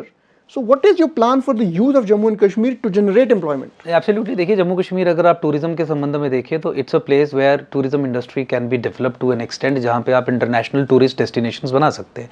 लेकिन जम्मू कश्मीर के संबंध में तो एक विशेष परिस्थिति है. यहाँ पे हमारे बच्चों के, खासकर जम्मू सूबे के, जम्मू प्रोविंस के बच्चों के नंबर कम करके इंस्टीट्यूशनलाइज्ड रिक्रूटमेंट माफिया चलाने का काम करते हैं. वी हैव कॉट मेंबर्स जिन्होंने फोर्ज किए हैं सिग्नेचर्स टू इंश्योर कि जो माफिया लोअर स्तर पे पब्लिक सर्विस कमीशन में इस तरीके की घटनाओं को अंजाम दे रहा है वो ये करता रहे. पब्लिक सर्विस कमीशन के चेयरमैन की मैं बात कर रहा हूं, जिनके खिलाफ हमने केस भी फाइल किया था, और मेंबर्स ने, पब्लिक सर्विस कमीशन के मेंबर्स, जो one of the members from Jammu, he came out with all this evidence and I took it to the crime branch, but nothing happened, but will do it when things come. और दूसरी चीज आप ये देखिए, आंकड़े देख लीजिए, 80%, 90% जो जॉब्स हैं वो कश्मीर को दी जाती हैं। पिछले 70 साल के अगर आंकड़े आप उठा के देख लीजिए तो गवर्नमेंट जॉब्स को एक नीति के चलते कश्मीर में दिया जाता है, बच्चों के नंबर कम करके दिया जाता है, स्कैम्स हर चीज पे करवा के दिया ये जाता है। आर्गुमेंट लाने के बजाय अगर हम देखिए देश में वी हैव 140 करोड़ पीपल पूरे हमारे देश में, और less than 2% government 2 crore government jobs हैं। वो तो मैं समझता ही हूँ। देखिए अब मैं आ जाता हूँ उस पे प्राइवेट जॉब्स हाँ, पे कि प्राइवेट जॉब्स कैसे क्रिएट की जाए। तो देखिए जब भारत की राज सत्ता की नीति ये है कि सत्ता का केंद्र जम्मू कश्मीर के संबंध में कश्मीर को ही बना के रखना है, और उसके लिए the state of India in collusion with the Kashmiri Muslim establishment, tourism के दृष्टिकोण से देखा जाए तो टूरिस्ट डेस्टिनेशंस इंटरनेशनल रिप्यूट और स्टैंडर्ड के कितने हो सकते हैं। लेकिन मुझे बताइए आज केंद्र सरकार की पॉलिसी क्या है? जब वो टूरिज्म की बात करती है तो जम्मू कश्मीर के संबंध में कश्मीर की बात करती है कि जम्मू की बात करती है? देखिए एक भेदभाव जो है ये हवाई बात नहीं है, और ये भेदभाव नहीं है, ये एक गुलामी है, ये एक स्लेवरी है। अगर आप जम्मू के प्राइवेट पोटेंशियल को डेवलप ही नहीं होने देंगे, उसे आप नरिश ही नहीं करेंगे, तो किस तरीके से प्राइवेट 96% नौकरियां तो प्राइवेट सेक्टर जनरेट करेगा। और जम्मू कश्मीर के संबंध में सबसे बड़ा प्राइवेट सेक्टर तो टूरिज्म इंडस्ट्री हो सकती है। तो टूरिज्म के नाम पे जम्मू संभाग में क्या है? आपके प्रधानमंत्री भी ट्वीट करके कहते हैं कश्मीर जाइए, आपके केंद्रीय मंत्री भी ट्वीट करके कहते हैं कश्मीर जाइए। आज वहां पे 50 से 50 हजार रुपए का एक कमरा मिल रहा है किराए पे, छोटे से एवरेज होटल में, 3 स्टार 4 तो कहीं ना कहीं जम्मू की जो लीडरशिप है वो भी अपने एजेंडे को सामने रख पाने में थोड़ी नाकाम है। जम्मू की कोई लीडरशिप रही नहीं। उसका कारण है, मैं वही बता रहा हूं कि जम्मू कश्मीर के संबंध में नेहरूवियन पॉलिसी पैराडाइम यही रही कि जम्मू कश्मीर में सत्ता की कमान लोकतंत्र का चेहरा, डेमोक्रेसी का चेहरा कश्मीरी मुसलमान रहेगा। इसलिए रहेगा क्योंकि 1947 की बैकग्राउंड में जिस समय एक मुस्लिम मेजोरिटी स्टेट के पास ऑप्शन था पाकिस्तान के पास जाने का, उसने हिंदुस्तान का दामन थामने के बाद इस मुस्लिम मेजोरिटी स्टेट में लोकतंत्र का चेहरा मुसलमान होगा, यानी डेमोक्रेसी को, इंडियन सेक्युलरिज्म और डेमोक्रेसी को मुसलमान सक्सेसफुल बनाएगा। तो भारत की राजसत्ता को लगा कि हम इसे बेच सकते हैं दुनिया के सामने as success of Indian democracy and secularism. इस विकृत सोच में जम्मू को कॉलोनाइज करके रख दिया गया, हॉस्टेज करके रख दिया गया, कश्मीर का गुलाम बना के रख दिया गया, और उसी के कारण हम ये समस्याएं यहां पे झेल रहे हैं। देखिए जम्मू में लोगों को रोजगार देने की बात आप कहां से करते हैं जब जम्मू में आप लोगों की सुनवाई नहीं है। और भाजपा हो, कांग्रेस हो, कोई भी राष्ट्रीय दल हो, इसी नीति को चलाने का उन्होंने काम किया। हमें उम्मीद थी 2014 में बदलेगी, और जब तक नीति में कोई परिवर्तन नहीं आएगा तब तक आपकी पॉवर्टी एलिविएशन भी नहीं हो सकती, अनएम्प्लॉयमेंट का समाधान भी नहीं हो सकता। टूरिज्म के साथ साथ जैसे और कौन से ऐसे, जब निर्णय लेने की क्षमता हमारे पास नहीं है, मुझे बताइए 2011 का सेंसस फ्रॉड और फज्ड है, ये हमने एस्टैब्लिश किया, एक्सेप्टेड पोजीशन है तमाम पॉलिटिकल पार्टीज की। आप नेशनल चैनल्स पे मेरी डिबेट्स देखिए, आप हमारी प्रेस कॉन्फ्रेंसेस देखिए, मुझसे आप एविडेंस ले लीजिए। We established it beyond any reasonable doubt कि जितने भी सेंसस जम्मू कश्मीर के संबंध में हुए they were all fraud and fudge, क्योंकि दिल्ली का इंटरेस्ट था कि जम्मू कश्मीर में लोकतंत्र का चेहरा कश्मीरी मुसलमान रहे, इसलिए अधिक सीट्स उन्हें देने का प्लान था। जिसके चलते देखिए मैं पूरा कर लूं, जिसके चलते दिल्ली ने कश्मीरी मुस्लिम एस्टैब्लिशमेंट के साथ मिलकर जम्मू कश्मीर में सेंसस फज किए। 10 लाख पॉपुलेशन हिंदू और सिखों की मिला के जम्मू खित्ते की कम कर दी। अगर 50 लाख है तो 40 लाख दिखाया, और ये मानने के बावजूद भाजपा ने डिलिमिटेशन कमीशन को प्रेशर हमने इतना बना दिया, लिखित में दिया कि हम भी मानते हैं एज अ पॉलिटिकल पार्टी 2011 का सेंसस फ्रॉड एंड फज्ड है, और उसी सेंसस को आधार बना के कश्मीर को 47 सीट्स दे दी, जम्मू को 43 पे सीमित कर दिया। 2021 के सेंसस के आधार पर डिलिमिटेशन, परिसीमन, हदबंदी अगर जम्मू कश्मीर में करवाई गई होती तो जम्मू खित्ते को 50 सीट्स मिलती। 10 लाख पॉपुलेशन इंक्रीज प्लस जो एरिया 2.5 गुना कश्मीर से बड़ा है, उसको आधार बना के वी आर फुल कैलकुलेशंस थी, और इस पे सब लोग मानते हैं 50 सीटें मिलती, कश्मीर को 40 मिलती, सेंटर ऑफ पावर शिफ्ट होता। मुझे बताइए जब परिस्थिति ऐसी है कि आपके साथ सबवर्जन के माध्यम से आपकी डेमोक्रेसी को अंदर से सपोर्ट किया जा रहा है, तो आपका क्या भविष्य है? और इसीलिए ये भाजपा ने किया। तो भाजपा का एमपी, भाजपा का एमएलए भाजपा की बात करता है। आपने जम्मू की लीडरशिप की बात की ना, जम्मू की लीडरशिप इसलिए नहीं है क्योंकि जम्मू के लोग जिस व्यक्ति को अपना नुमाइंदा बना के भाजपा की टिकट पे भाजपा का एमपी एमएलए बनाते हैं, कांग्रेस की टिकट पे जिसे वो अपना एमपी एमएलए बनाते हैं, वो कांग्रेस और भाजपा की बात करता है, वो लोगों की बात नहीं करता, और दोनों पार्टीज जो है वो कश्मीर की बात करती है। इसलिए जम्मू की लीडरशिप नहीं है। लोगों में हम जागरूकता क्यों नहीं पैदा कर पा रहे हैं? हम कर रहे हैं। देखिए हमने इसी विषय को लेकर कहा कि भाई there is a stranglehold, इस स्ट्रैंगल होल्ड को तोड़ने की जरूरत है। एक ठेका, एक कॉन्ट्रैक्ट है दिल्ली और कश्मीरी मुस्लिम एस्टैब्लिशमेंट के बीच में। इसी चीज के लिए परिवर्तन के लिए एकजुट जम्मू का जन्म हुआ। जम्मू और कश्मीर दोनों में अप्लाई होता है, जम्मू और कश्मीर दोनों की लीडरशिप। बिकॉज जम्मू के जो हमारे लीडर्स हैं, आप कह रहे हैं बेशक वो बीजेपी के हों या कांग्रेस के हों, बीजेपी की अगर बात करें तो 370 को वो नॉर्थ ईस्ट में बेचता है, महाराष्ट्र में बेचता है, बिहार में बेचता है, जबकि वहाँ पे उसका कोई रेलेवेंस ही नहीं है। don't you think it is using it is more of a political gimmick that देखिए वो तो पॉलिटिकल मार्केटिंग है, लेकिन मैं आपने उस समय बात पूरी नहीं हो पाई। 370 35 को बैकडोर से रीइंट्रोड्यूस कर दिया गया है, मोटा मोटा समझिए। 370 और 35 से पहले क्या होता था कि कोई भारत का नागरिक जम्मू कश्मीर में ना नौकरी पा सकता था ना जमीन पा सकता था। 370 35 से खत्म करने के बाद कश्मीरी मुस्लिम एस्टैब्लिशमेंट का प्रेशर आया, मुस्लिम अपीसमेंट की पॉलिसी के चलते भारत की सरकार ने दो निर्णय लिए कि जम्मू कश्मीर में अगर जमीन खरीदनी है किसी व्यक्ति को, तहसीलदार साहब से एक एग्रीकल्चरिस्ट होने का सर्टिफिकेट लेना पड़ेगा। एग्रीकल्चरिस्ट होने का सर्टिफिकेट उसी व्यक्ति को मिलेगा जिसकी फैमिली या स्वयं वो खुद जम्मू कश्मीर में ऑलरेडी जमीन होल्ड करता है। तो मुझे बताइए, अगर भारत के किसी नागरिक ने जम्मू कश्मीर में जमीन खरीदनी है, क्या उसे एग्रीकल्चरिस्ट सर्टिफिकेट इशू हो पाएगा? 370 से पहले तो आप जमीन खरीद नहीं सकते थे, और 370 खत्म होने के बाद अब आपको एग्रीकल्चरिस्ट सर्टिफिकेट चाहिए, और वो सर्टिफिकेट आपको तभी मिलेगा जब आप या आपकी फैमिली ऑलरेडी होल्ड करती है जमीन। 15 साल यहाँ पे रहने के बाद जिस व्यक्ति को डोमिसाइल मिलेगा वो यहाँ पे सरकारी एम्प्लॉयमेंट के लिए अप्लाई कर सकता है। अरे 11 साल आप किसी बेगाने मुल्क में रहेंगे तो नेचुरलाइजेशन के प्रोसेस के जरिए आपको नागरिकता मिल जाएगी, आपको सब कुछ मिलेगा। तो मुझे बताइए, क्या भारत का नागरिक जम्मू कश्मीर में आज कर सकता है, पा सकता है? तो 370 35 से बैकडोर से रीइंट्रोड्यूस हुआ कि नहीं हुआ, और कश्मीरी मुस्लिम ब्लैकमेल के चलते हुआ। और मुझे बताइए, अगर यहाँ के लोग जम्मू कश्मीर के संबंध में आप यहाँ की नौकरियां और प्रॉपर्टी संरक्षित करते हैं यहाँ के लोगों के लिए, तो क्या कब्जा जमीनों पे भी कब्जा, जो डेमोग्राफिक चेंजेस हैं आपकी फॉरेस्ट लैंड्स पे, आपके रिवर बेड्स पे, आपके स्टेट लैंड्स पे, किन लोगों का कब्जा है, कौन यहाँ पे जमीनें खरीद रहे हैं, वो सब चीजें आपके सामने हैं। तो जब हम प्रोटेक्शनिज्म की बात करते हैं, हम एक्सक्लूसिवली कश्मीर की प्रोटेक्शनिज्म की बात करते हैं, करप्शन पे लेके जाएं, करप्शन पे नहीं। देखिए, वैचारिक जी ने 2 खुलासे किए थे कि हेल्थ स्कीम में उनको 150 करोड़ के 2 ऑफर आए थे, ये उन्होंने ओपनली बताया।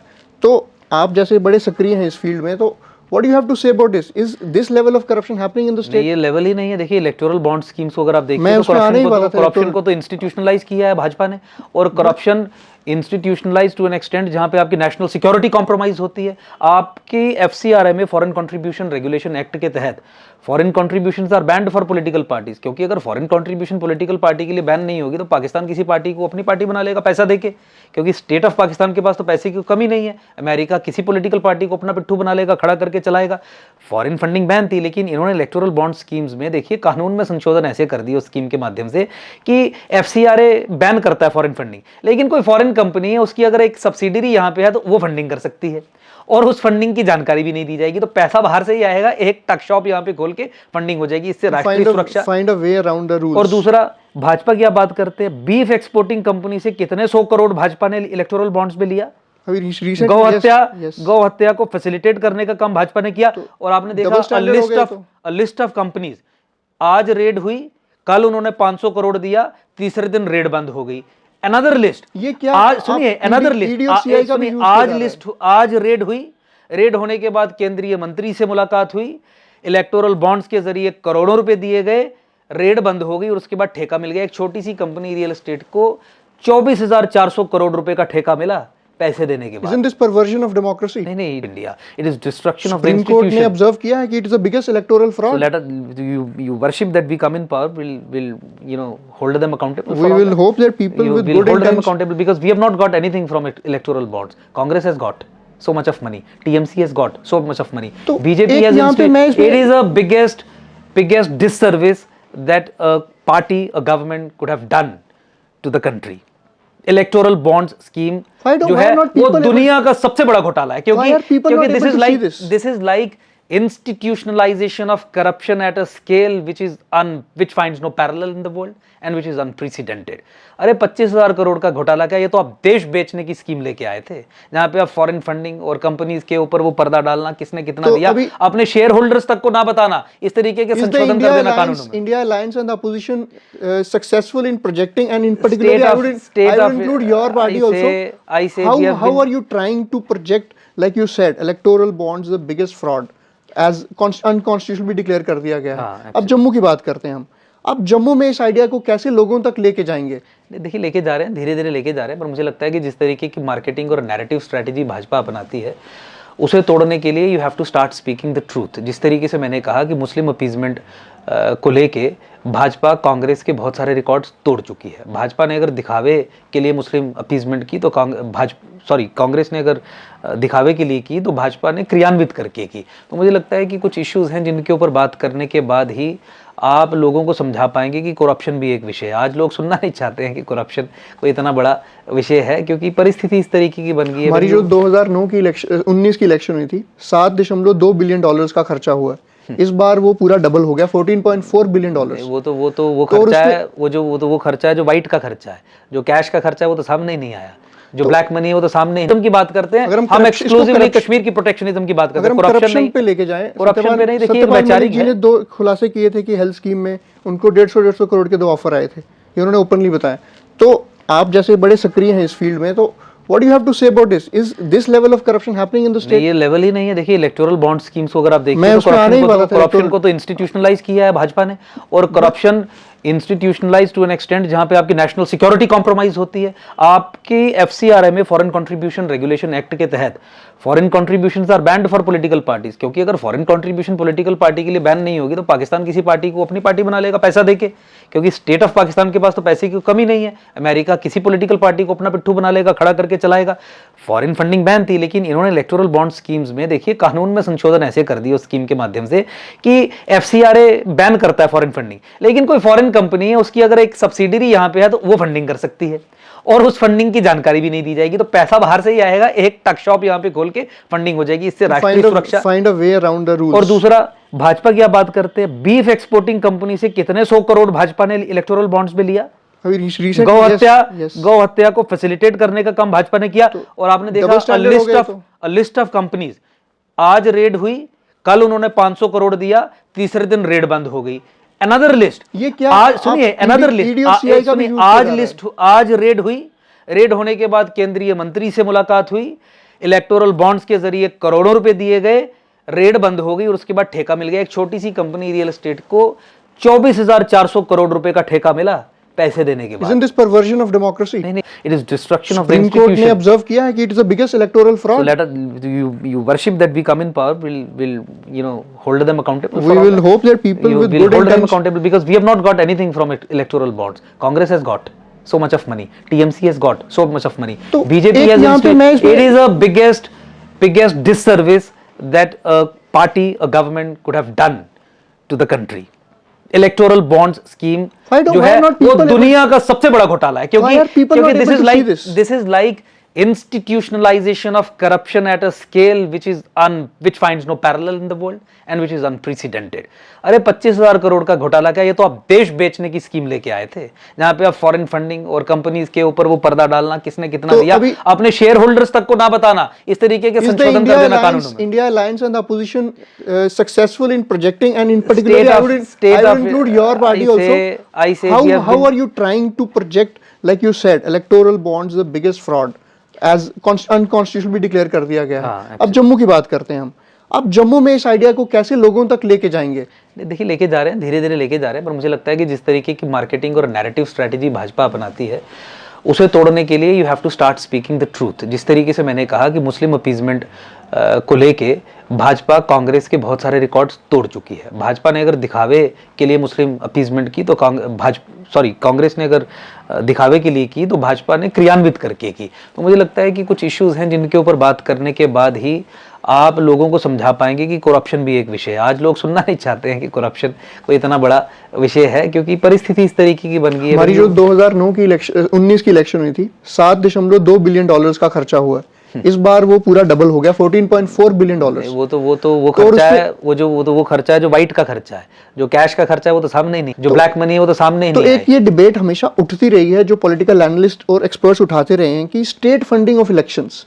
सो हाउ डू यू थिंक, अभी प्रधानमंत्री जी ने कल एक इंटरव्यू दिया है ANI को, उन्होंने उसमें ये बोला है ये एक हमारा तरीका है कि वाइट मनी लाने का इलेक्टोरल प्रोसेस में, और अपोजिशन ने उस चीज को काउंटर किया है।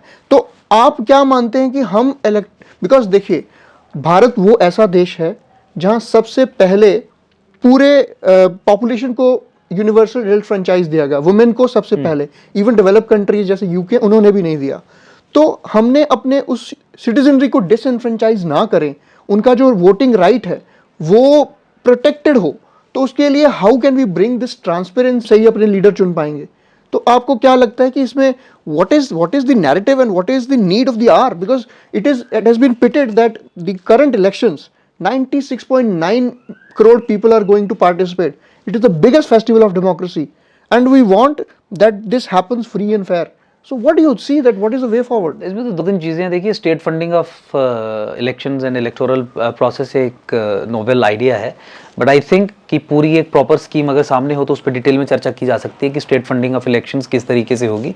बट यस, अगर स्टेट फंडिंग ऑफ इलेक्शंस होगी तो हम जैसी छोटी मोटी पार्टीज भी जो है वो एक लेवल प्लेइंग फील्ड लेके काम कर सकेंगी. आपने देखा कि इलेक्टोरल बॉन्ड्स स्कीम के माध्यम से भाजपा ने अपने कितने खजाने भर लिए. कोई भी पार्टी जो सरकार में आती है वो अरबोंपति हो जाती है. और how do you struggle? We have an idea. हमारे पास एक आइडिया है जो देश को मजबूत बना सकता है, लेकिन हमारे पास वो मीन्स नहीं है जिसके जरिए हम उस आइडिया को पूरे देश में समयबद्ध तरीके में फैला सके और ताकि हम सत्ता में आए. तो स्टेट फंडिंग ऑफ इलेक्शंस एक अच्छा आइडिया हो सकता है, लेकिन before taking any position on that formally I would like to clarify कि भाई स्टेट फंडिंग ऑफ इलेक्शंस को लेकर एक प्रॉपर एक फुल फ्लेज्ड स्कीम अगर हमारे सामने हो तो उस पर चर्चा हो सकती है. कई सारे संशोधन भी हो सकते हैं, इसमें कुछ कमियां भी हो सकती हैं जिनकी भरपाई हो सकती है, बट इट इज समथिंग. और अच्छे तरीके से अच्छे लोग सामने आए उसके लिए बहुत अनिवार्य है. तो हमने हमेशा ये चीज़ सुनी है कि पॉलिटिक्स एक दलदल है, इसमें ना घुसो. अच्छे लोगों के लिए ये चीज़ नहीं बनी है. तो आप क्या मानते हैं कि ये नैरेटिव अच्छे लोग कहते हैं ना, the cost that you pay by not participating in election is to be ruled by man inferior to you. ये राजनीति, नीति फॉर राज, पॉलिसी मेकिंग फॉर गवर्नेंस. और पॉलिसी मेकिंग इतना कॉम्प्लेक्स चीज, मसल पावर अगर आपके पास है तो ही आप राजनीति में आ सकते हैं. और मसल मैन जो थे वही विधायक भी बनेंगे, वही सांसद भी. इलेक्शंस को साफ करने वाली बात पीछे रह गई थी जिसमें ईवीएम्स के ऊपर भी सुप्रीम कोर्ट ईवीएम्स को लेके सुनवाई कर रही हुई चीज है. किस तरीके से क्या व्यवस्था है we do not know, but the process should appear to be very very transparent, accountable. We are not taking any position कि क्या है, मैनिपुलेट है या मैनिपुलेट नहीं है. ईवीएम्स रिप्लेस भी तो हो सकती है, कर सकते हो, नहीं कर सकते हो. मैं एक आर्टिकल हिंदू में एक आर्टिकल पढ़ रहा था, उसमें they talked about a defective EVM का जो कॉन्सेप्ट है, उसमें उन्होंने बताया कि जो वीवीपैट के साथ इसकी जो ट्रेलिंग की जाती है, voter verified paper audit trail for the audience, तो उसमें पर्टिकुलर एक एरिया है, उसमें दे वेरीफाई 5 ईवीएम्स. और उसमें और अगर वीवीपैट में अगर वो मिसमैच सिर्फ एक ईवीएम में भी होता है तो उस पूरी कॉन्स्टिट्यूएंसी में, पूरे बूथ में या कॉन्स्टिट्यूएंसी में सभी वीवीपैट्स को इन मैनुअली काउंट किया जाएगा. देखिए, जैसे मैन्युफैक्चरिंग प्रोसेस है उसमें we can account for 1 to 2% error, but this is a greatest sanctity of our electoral process. इसको मेंटेन करने के लिए आई थिंक उन्होंने ये सजेशन दिया था और मुझे अच्छा लगा. I thought I will bring it to you as well कि अगर 1% भी किसी भी ईवीएम में एरर आता है तो उसमें वीवीपैट को काउंट किया जाए. What do you think? Absolutely. एक तो एरर की बात होगी और अदरवाइज भी सुप्रीम कोर्ट ने 2018-19 के इलेक्शंस के समय ये कहा था कि एक असेंबली कंस्टिट्यूएंसीज में 5 ईवी जो मशीन्स हैं उनकी रिकंसिलिएशन की जाएगी विद वीवीपैट्स. लेकिन वो रैंडम आप करेंगे तो इसीलिए मेरे ख्याल में जो अभी सुप्रीम कोर्ट में केस भी चल रहा है जिस पे आज भी सुनवाई थी और probably it has been adjourned to I think 19th is the date fixed in the Supreme Court, जिसमें ये कहा जा रहा है कि वोटर वोट डालेगा, पेपर ट्रेल निकलेगी और लिस्ट वो निकलेगी, स्लिप निकलेगी जिस पे पता चलेगा कि हाँ मैंने इसको वोट डाला. फिर वो खुद दूसरा उसको बॉक्स में डालेगा और वहाँ से भी गिनती होगी और यहाँ से भी गिनती होगी. तो भी एक मुझे लगता है कि इस बार के चुनाव में ज़रूर होना चाहिए ताकि सिस्टम के जो फ्लॉज हैं अगर कुछ हैं तो वो भी पता चलें. और ये सैंक्टिटी जैसे आपने कहा इलेक्टोरल प्रोसेस की, डेमोक्रेसी की, नेशन की, जिस ट्रस्ट पे देश खड़ा है, मुझे लगता है कि स्लाइटेस्ट ऑफ डाउट भी लोगों के मन में आए ऐसी परिस्थिति नहीं बनने देनी चाहिए. और it is in national interest now कि सुप्रीम कोर्ट को इस याचिका पे यही रूलिंग देनी चाहिए इन माय ओपिनियन कि इस बार के इलेक्शंस में आप ईवीएम से भी काउंट करवा लीजिए और व्यक्ति खुद अपनी निकालेगा पर्ची और खुद डालेगा और उस डब्बे में से भी काउंट करवा लीजिए. क्या और ये सब हो क्या ये पॉसिबल होगा? मतलब एक हफ्ता देखिए ईवीएम से रिजल्ट सामने आ जाएगा क्योंकि 2.5 महीने तक हमारा ये पूरा प्रोसेस चलना है. डजंट मैटर, उसमें क्या एक हफ्ते में सारी 10 दिन में काउंटिंग हो जाएगी, पिछली बार की तरह हो जाएगा ना. और प्लस वेरिफिकेशंस हो जाएंगी कि भाई ईवीएम आपकी ये कहती है और पेपर ट्रेल आपकी ये कहती है. आपको अपने सिस्टम्स का भी पता चल जाएगा. देखिए मैं ये नहीं कह रहा हूं, that is one way to repose trust. जिस दिन देश की ट्रस्ट खत्म हो जाएगी तो फिर ना संविधान बचेगा ना. अभी when I was coming to the interview, some people say that वहाँ पे तो 36 वोट की काउंटिंग होनी थी and in broad daylight in front of the camera there was this thing happened and Honorable Chief Justice of India D.Y. Chandrachud ji, he blatantly and he very categorically he warned Mr. whoever was the chairman of the board that this will not be tolerated. So what do you think? I mean, these things happening पूरे दिन के बीचों बीच ऐसी चीजें हो रही हैं, how do you think, लोगों पे क्या संदेश? Democracy is being murdered in broad daylight, day in and day out in the country, and this has been happening. मैंने जम्मू कश्मीर के संबंध में कहा कि जम्मू कश्मीर में डेमोक्रेसी की आधारशिला ही झूठ पे रखी गई। 2011 का फ्रॉड और फर्स्ट सेंसस आधार बना लिया गया ये तय करने में कि जम्मू खित्ते को कितनी सीटें मिलेंगी, कश्मीर को कितनी मिलेंगी। कश्मीर को ज्यादा दे दी गई, मानने के बावजूद कि इसमें पॉपुलेशन में फ्रॉड किया गया है। तो इससे बड़ा धोखा क्या हो सकता there is more to it than meets the I.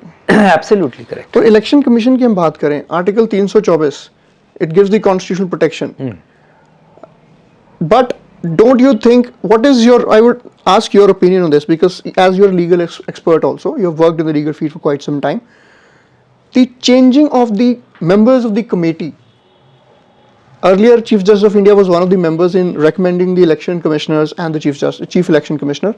Now we have two members, Prime Minister, LOP, and one of the members will be Union Minister. So don't you think it will be a cherry pick situation for the government in hand? नहीं, देखिए संवैधानिक जो संस्थाएं हैं, constitutional जो authorities हैं, उनकी independence, they should be fiercely independent, और इंडिपेंडेंट इंस्टीट्यूशंस हों ये बात सुनिश्चित करने के लिए केवल इतना अनिवार्य नहीं है कि उन लार्जर सिस्टेमिक रिफॉर्म्स इंट्रोड्यूस करने की ज़रूरत है।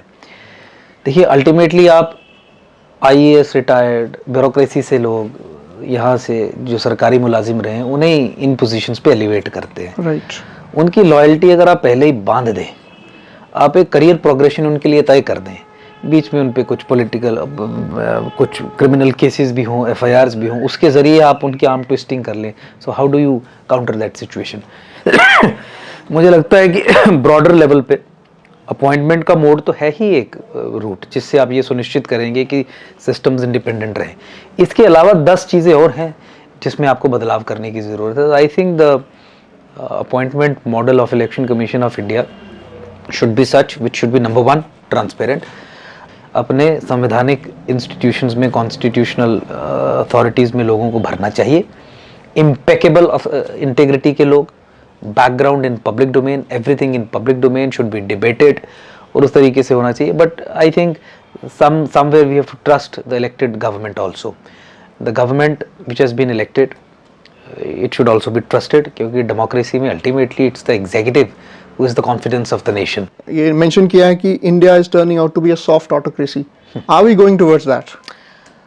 मुझे लगता है कि opposition के जो विषय हैं वो प्राइम मिनिस्टर को, सरकार को ये बताने में ज़्यादा वो रहते हैं कि it's an attack on the constitution, it's a dictatorial regime, but we have witnessed that this is one of the weakest regimes that we have found in the country, and the weakest, I will not, mind in saying that the weakest authority in power which we have seen.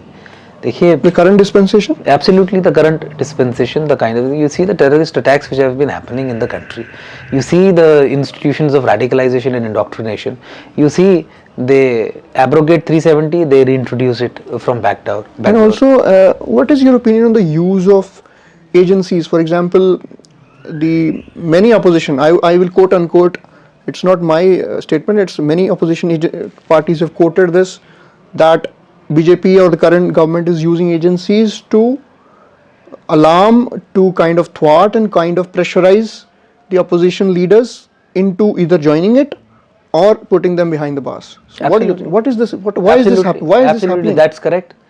And only a weakest government will do this. Only a bully will try to do this. And this also establishes that we have the weakest government in place, the current dispensation, one of the weakest governments. You are destroying institutions. ED and CBI are the institutions for fixing accountability of public servants. तो लोग इस चीज को देखने में fail क्यों हो रहे हैं? नहीं देख रहे हैं, अभी वोट नहीं पड़े हैं, अभी अच्छा, आपको क्या लगता है? रिजल्ट आना है। What is the मुझे लगता है कि परिवर्तन होगा। इस बार क्या सोचते हैं? How much are you expecting the current government to get in these elections? I do not think that current government should get anything, but the most important thing is कि हमने एकम सनातन भारत दल की तरफ से अभी तक 35 MP कैंडिडेट्स पूरे देश में खड़े कर दिए हैं। I would want you to tell, apart from Jammu की कितनी 5 सीटों पे आपने, J&K की 5 सीटों पे? नहीं, J&K की केवल 3 सीट्स पे हम खड़े कर रहे हैं, उधमपुर, जम्मू और जम्मू से आप ही खड़े हैं? जम्मू से मैं स्वयं खड़ा हूँ। उधमपुर से? और उधमपुर से मनोज पाधा जी हैं जो पार्टी के कार्यकर्ता हैं, उन्हें टिकट दी गई है। ओके। राजौरी, पुंछ, अनंतनाग से कल फाइनल हो जाएगा, वहां से भी हमारे प्रत्याशी तैयार हैं। राइट। आज हमने लिस्ट निकाली है, 4 कैंडिडेट्स गुजरात से हमने खड़े किए हैं। वंडरफुल। एंड वी होप कि 26 की 26 सीट्स पे से हम गुजरात में खड़े कर देंगे। परसों हमने 5वीं लिस्ट निकाली थी, वाराणसी से भी हमने विंग कमांडर हमारे पुष्कल द्विवेदी जी हैं, जो now the issue is that we should stand up, we should stand up against the wrongs which have been happening against the nation. देखिए अंकुर जी, देश में as we talked about 14.4 billion dollars का खर्चा हो रहा है और आपकी पार्टी है, you are not receiving any electoral funds as well. How are you going to manage your electoral process in on a countrywide We level? have been managing through crowdfunding etc. People are donating और जनता जब साथ में हो तो ये चीज़ें चलती हैं। मोस्ट इम्पोर्टेंटली, हालांकि उस पर बात होगी तो लंबी होगी, एकम Sanatan Bharat Dal is an idea whose time has come, and an idea जिसका समय आ गया हो फिर उसे कोई रोक नहीं सकता। फिर धन की आवश्यकता भी पूरी हो जाती है और तमाम चीज़ें जो चाहिए होती हैं वो भी पूरी हो जाती है। जे.एंड.के की स्टेटहुड का आइडिया का टाइम आया है कि नहीं? नहीं, देखिए जे.एंड.के की रीऑर्गेनाइजेशन का टाइम आया है। मैंने पहले भी बताया कि you can't have a system in place जहाँ पे कश्मीर बेस्ड पॉलिटिकल पार्टीज जो पाकिस्तान आईएसआई की पेरोल पे रह के काम करती हैं या उनके एजेंडा को आगे बढ़ाने का काम करती हैं, they should control a United J&K. अगर इन्होंने धोखे के आधार पे जम्मू को कम सीटें नहीं दी होती तो we could have thought about united J and K. जैसे है कि एक ट्रबल्ड स्टेट जहाँ पे इस्लामिक सेपरेटिज्म एक रियलिटी है, इस्लामिक टेररिज्म एक रियलिटी है, हिंदू जेनोसाइड एक रियलिटी है, जहाँ पे लोग देश के खिलाफ हैं, ये एक रियलिटी है। वहाँ पे आप उन्हीं लोगों को सत्ता सौंपेंगे जो देश के खिलाफ है, पीर पंजाल में विश्वास नहीं रखते। पीर पंजाल में अभी हमने देखा है कि मिलिटेंसी का रिवाइवल हो गया है। कुछ इंसिडेंट्स हमने देखे हैं कश्मीर में भी। पिछले कुछ महीने हमने एक आर्मी के कर्नल, फिर एक मेजर थे, एक हमारे डीएसपी थे हुमायूं भट्ट, वो मेरे दोस्त ही थे, तो हमने उनकी जान खोई है।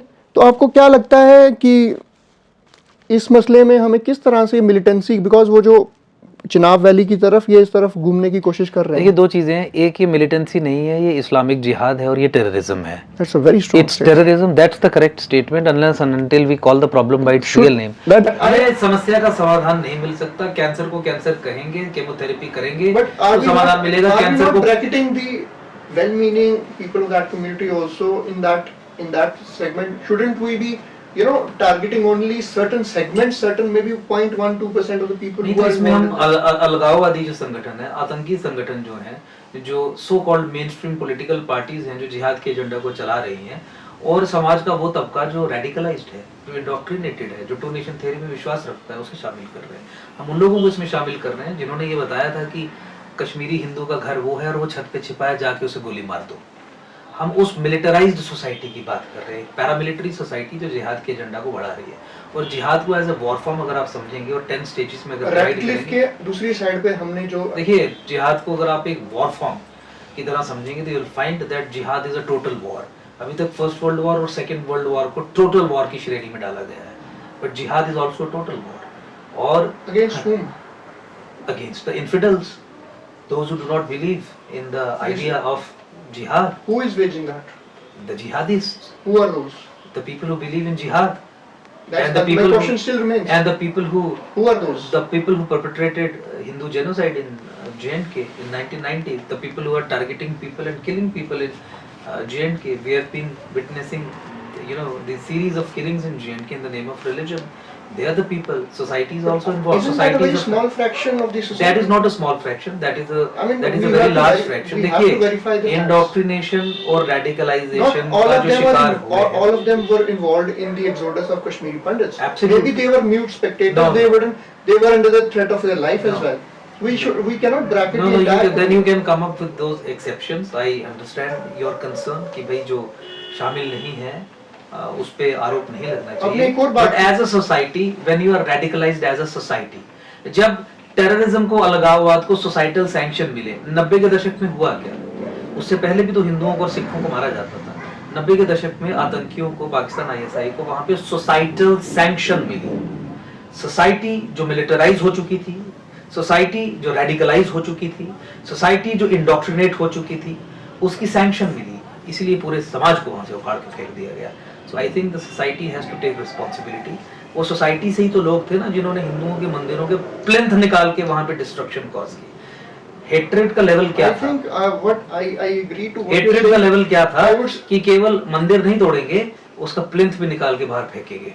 I would rather say that rather than we should call a thing for it what it is, but at the same time we should not connect it to a religion per se. For example, as you talk, that is for your example, point of for view. example, If religion is the guiding force, you cannot blame For me example, we for talked saying about- that we are bringing religion in between.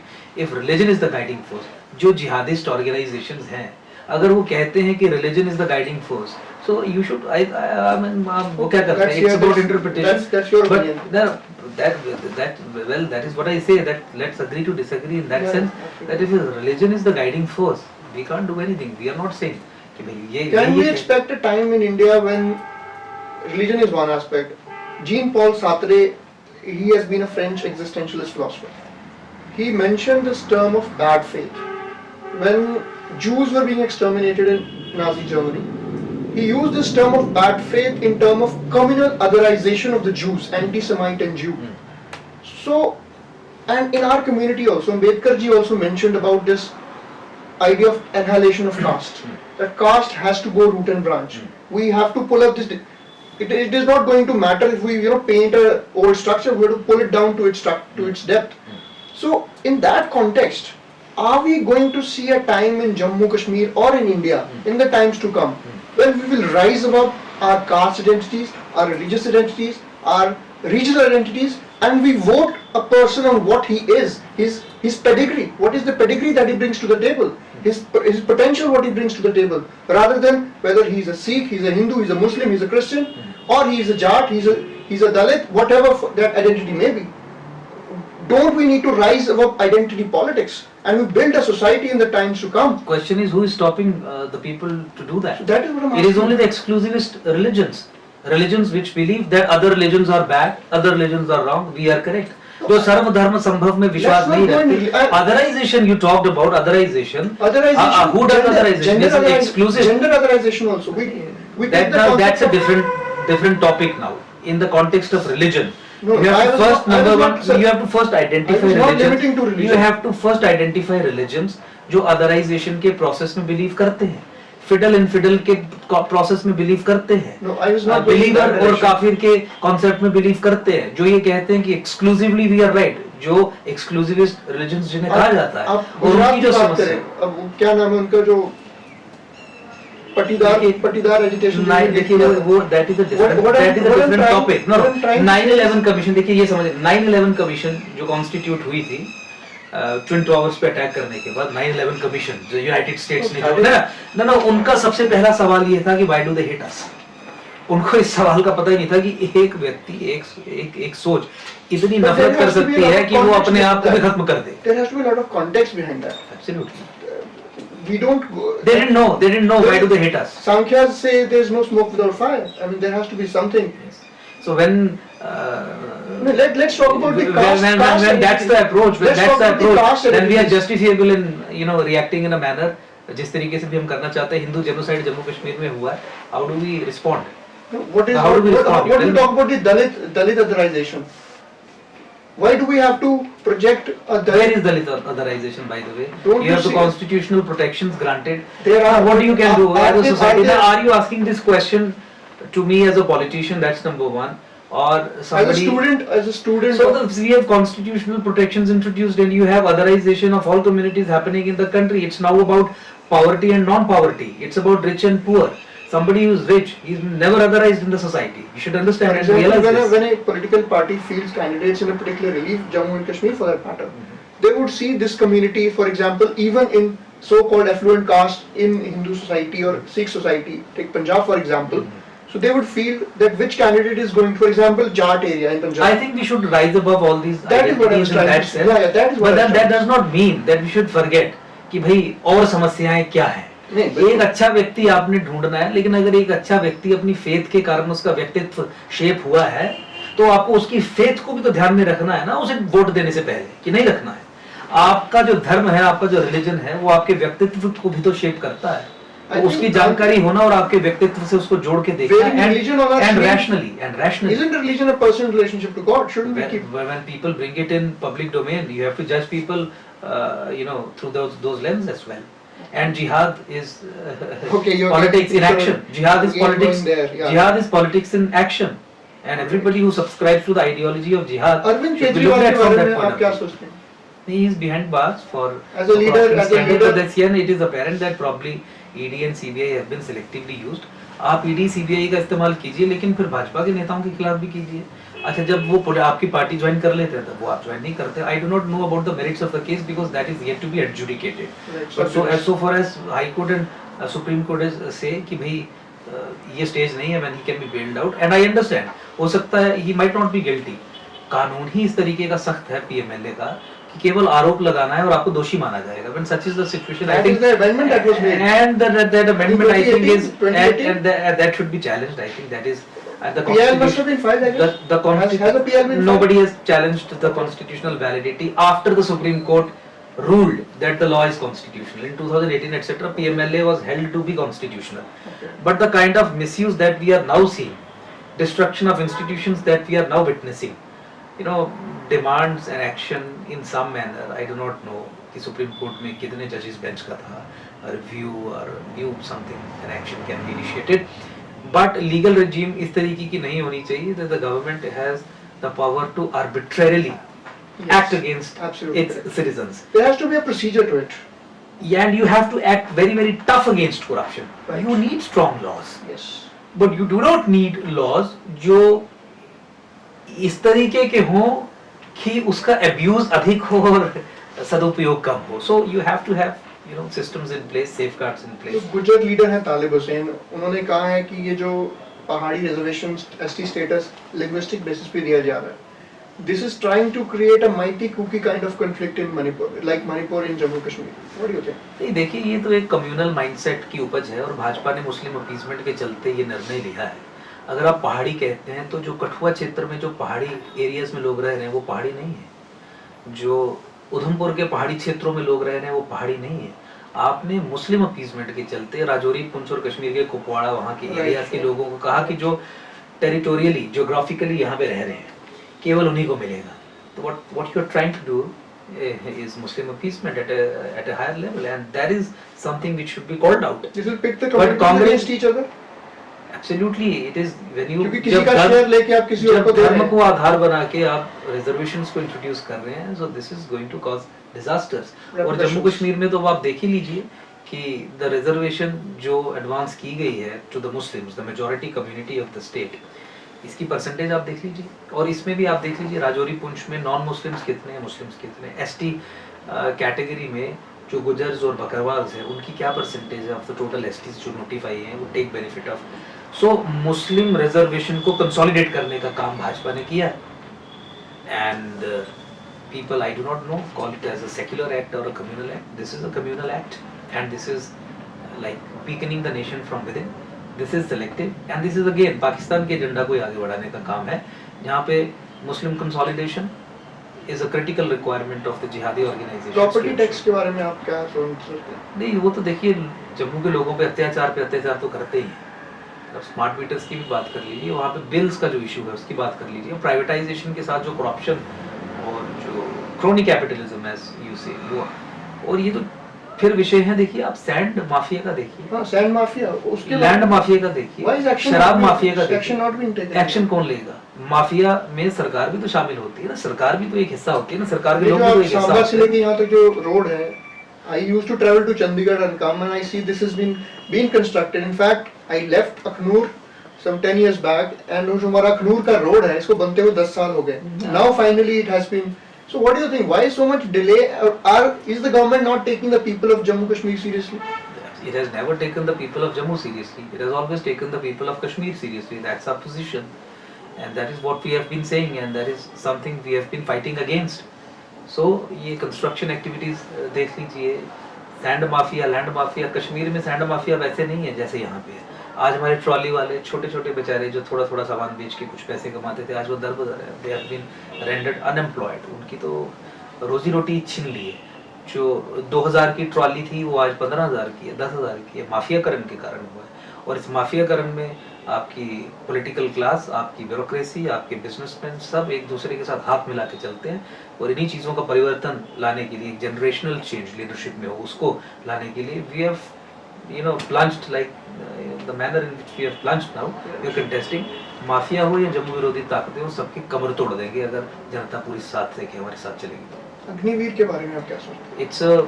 It's demilitarization of the Indian defense system. It is an attack on the defense of the country. 5 साल में आप फौज को 5 लाख कम कर रहे हैं, 1.4 million से 9 लाख फौज कर दे रहे हैं और आने वाले 10-15 सालों में आधी फौज आप छोड़ देंगे। प्लस 4 साल में आप उसको भर्ती भी करेंगे, ट्रेन भी करेंगे, रिटायर भी करेंगे। सीने पे देश के लिए गोली खाने के लिए कम से कम 8 से 10 साल की ट्रेनिंग चाहिए। देखिए, you have to be mentally strong, mentally prepared, and you get mental strength only when we spend time doing certain things. Plus दूसरा जो रेजिमेंटेशन सिस्टम की डिस्ट्रक्शन है इस अग्निवीर की स्कीम के माध्यम से, that is a civilisational assault which this government has carried out. एक सिविलाइजेशन की झलक आपको दिखती थी। राजपूत रेजिमेंट है, सिख रेजिमेंट है, और किसी से कोई नफरत नहीं है, सब एक दूसरे के साथ मिलकर काम करते हैं। प्लुरैलिटी है ना, ठीक है। तो that is the characteristic of the country and the Sanatan civilisation. उसे आपने डिस्ट्रॉय किया, आई डू नॉट नो किसके कहने पे किया, डीमिलिटराइजेशन किया, आई डू नॉट नो किसके कहने पे किया, अनएम्प्लॉयमेंट आपने इंट्रोड्यूस कर। अनएम्प्लॉयमेंट के साथ साथ I was talking to the special forces commando, para SF के कमांडो थे, I was talking to him, he said that आप 4 साल एक यूथ को ट्रेन करके छोड़ रहे हो मार्केट में, you giving him 20 lakh rupees and he is armed with the best training, he can set up gangs of his own. अभी अगर हम रशियन जो आर्म्ड मर्सिनरी ग्रुप्स की बात करें, Gorkhas form a very very important part, हमारे जो फोर्स आर्मी का बहुत important part, they are the warriors. सामानिक Shaw ने कहा, if you are afraid of death, if you don't say I am afraid of, either you are lying or you are a Gorkha. So what this Agniveer scheme has done, now those Gorkhas are joining either Chinese army, they are going there, or they are joining mercenary groups. So we are weakening. And in fact we are not a country like Singapore. एक तरफ हमारे China बैठा हुआ है, एक तरफ पाकिस्तान है, तो हम अपनी आर्मी को कमजोर कहीं ना कहीं नहीं, ये आर्मी को कमजोर करने का बहुत बड़ा षड्यंत्र है। जब आप अपनी आर्मी को आधा कर रहे हैं, 5 साल में 14 लाख से 9 लाख पे ला रहे हैं, क्योंकि the number of people who will retire after 4 years और नई ज्वाइनिंग etc सब कुछ मिला के जो आंकड़े बनते हैं, 14 से सीधे 9 लाख पे 5 साल में आप ला रहे हैं। तो मुझे लगता है कि भारत के सुरक्षा तंत्र पे बहुत बड़ा हमला है, और खासकर साइड पे दोनों आइडियोलॉजिकल स्टेट्स हैं, एक कम्युनिस्ट स्टेट है, एक इस्लामिक स्टेट है, दोनों की अल्टीमेट जो एम है that is destruction of this democratic India. तो उस समय में इस तरीके का निर्णय लेना, और मैं खास बात आपको ये बताना चाहूंगा कि आर्मी के जनरल्स को कॉन्फिडेंस में लिए बिना निर्णय लिया गया। जनरल नरावने जो समय उन्होंने बुक में कहा कि भाई हमसे तो पूछा ही नहीं गया। तो जब उनसे पूछा नहीं गया और जिनको सामने रखा वो अब सरकार की बात रखने के लिए उनको फायदे के लिए फायदे गिनाए गए, तो देखिए ये देश की एक दुर्भाग्य है कि इस तरीके का निर्णय हुआ है। अग्निवीर स्कीम तत्काल प्रभाव से खत्म होनी चाहिए। ये काफ़ी मिलिट्री वेटरन्स ने इस बात को दोहराया है कि ये चीज़ जानी चाहिए, देश के सिक्योरिटी आर्किटेक्चर को समझते हुए। तो अंकुर जी, आपने किसी और पार्टी को ज्वाइन करने का कभी सोचा? कभी नहीं सोचा, क्योंकि हमारे पिछले 10-12 वर्ष के संघर्ष में जिन निष्कर्षों पे हम पहुंचे, उस निष्कर्षों पे पहुंचने के बाद हमारे पास कोई विकल्प ही नहीं था कि जम्मू संभाग के लिए एक रीजनल आइडियोलॉजिकल विकल्प बनाए जो दिल्ली और कश्मीर के उस समझौते को चुनौती दे के जम्मू को उभार के लाए, जम्मू को एम्पावर करके लाए, जिस समझौते के चलते जम्मू को गुलाम बना के रखा गया है। सो जब आप इस निष्कर्ष पे पहुंचते हैं कि you have been enslaved, so you do not think, और आपके सामने सर्वाइवल और एग्जिस्टेंस के क्वेश्चंस होते हैं डेमोग्राफिक चेंज के जरिए, हिंदू जेनोसाइड अनअबेटेड, उसके जब आप उसे देखते हैं तो then you do not try conventional politics, joining a political party. इसीलिए हमने अपना स्वयं राजनीतिक दल बनाया, और जिस तरीके से संघर्ष पिछले 10 वर्षों में हमने जम्मू कश्मीर में किया और जिस लेवल पे हमें सफलता मिली, उससे प्रेरित होकर पूरे हिंदुस्तान के पूरे भारतवर्ष के लोग हमसे जुड़े, और उसी कारण आज हम इस परिस्थिति में हैं कि कोई भी ऐसा राज्य भारत संघ का नहीं है जहाँ पे एकम सनातन भारत दल के कार्यकर्ता टीम वर्किंग कमेटीज नहीं है। हमने अरुणाचल प्रदेश से एमपी खड़ा किया है, हमने असम से एमपी खड़ा किया है, जोरहट से एमपी खड़ा किया है, हमने राजस्थान से एमपीज खड़े किए हैं, मध्य प्रदेश से किए हैं, हमने दिल्ली से एमपीज खड़े किए हैं, हम हरियाणा से खड़े कर रहे हैं, हिमाचल प्रदेश से खड़े कर रहे हैं। इसलिए कर रहे हैं क्योंकि हम सनातन संस्कृति सभ्यता के सशक्तिकरण के लिए कार्यरत हैं, और हमारे संघर्ष से प्रेरित होकर पूरे देश के लोगों ने दामन थामा। एक हम सनातन भारत दल इसलिए मैं कहता हूँ कि एक आइडिया है जिसका समय आ गया है। बीजेपी 2-4-5 साल में तबाह खत्म हो जाएगी, कांग्रेस लोगों के लिए विकल्प नहीं है, यही भारत का आप विकल्प राहुल है। गांधी का कोई फ्यूचर देखते हैं? देखिए, कांग्रेस का और कांग्रेस के तमाम नेताओं का उनकी नीतियों के चलते मैं किसी भी तरीके का कोई फ्यूचर नहीं देखता हूँ। They have been a rejected lot, they you know be rejected by the country. और सबसे बड़ी जो कमी है कांग्रेस और बाकी सो कॉल्ड ऑपोजिशंस में, वो यही है कि जिस तरीके की ऑपोजिशन वो करते हैं वो भाजपा को स्ट्रेंथन करती है। वो जिस तरीके के अटैक्स जिन विषयों को लेके भाजपा को क्रिटिसाइज करते हैं वो भाजपा को गुलाम हिंदू सेगमेंट गुलाम में नबी आजाद जी strengthen का एक करते हैं। स्टेटमेंट आया था कल कि कांग्रेस की जो जम्मू कश्मीर में पॉलिसी है, it is acting as a B team of BJP. Is it true? नहीं, वो देखिए, गुलाम नबी आजाद के बारे में सबको पता है कि he is a B team of BJP, और वो तो सारी चीज़ें स्पष्ट है। अब ये छोटे बड़ी ये जैसे अटैक्स करते रहते हैं, कद गिराने वाली स्टेटमेंट्स हैं ये मुझे लगता है कि यू नो कैट फाइट में I would not like to indulge, because the bigger issues जो है वो ट्रिविलाइज हो जाते हैं। कोई शेर व शायरी कर देगा, कोई आरोप लगा देगा, ये राजनीति नहीं है। राजनीति मुद्दों पे होती है, मुद्दों पे बात कीजिए। अंकुर जी, अभी इतना इंटेंस इंटरव्यू हुआ है, हम अब ये जानना चाहेंगे अंकुर जी अपने फ्री टाइम में क्या करते हैं? ये फ्री टाइम तो बहुत पहले खत्म हो चुका। फिर भी कुछ जो चंद लम्हे आप Politics is a 24/7 It's thing. And law, it if is you are also, a yeah. practitioner lawyer, Yes, it's a yes. 24/7 stuff thing.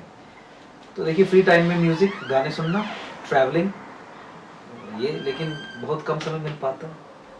तो इसीलिए फेवरेट आपके सिंगर? देखिए, I love Punjabi music.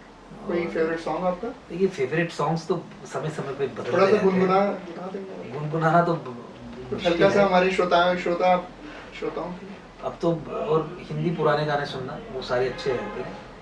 Suddenly मैं दिमाग में वो अपना कोई फेवरेट सॉन्ग नहीं ला पा रहा हूँ। गुरदास मान क्योंकि साहब? गुरदास मान साहब के गाने सजना वे सजना?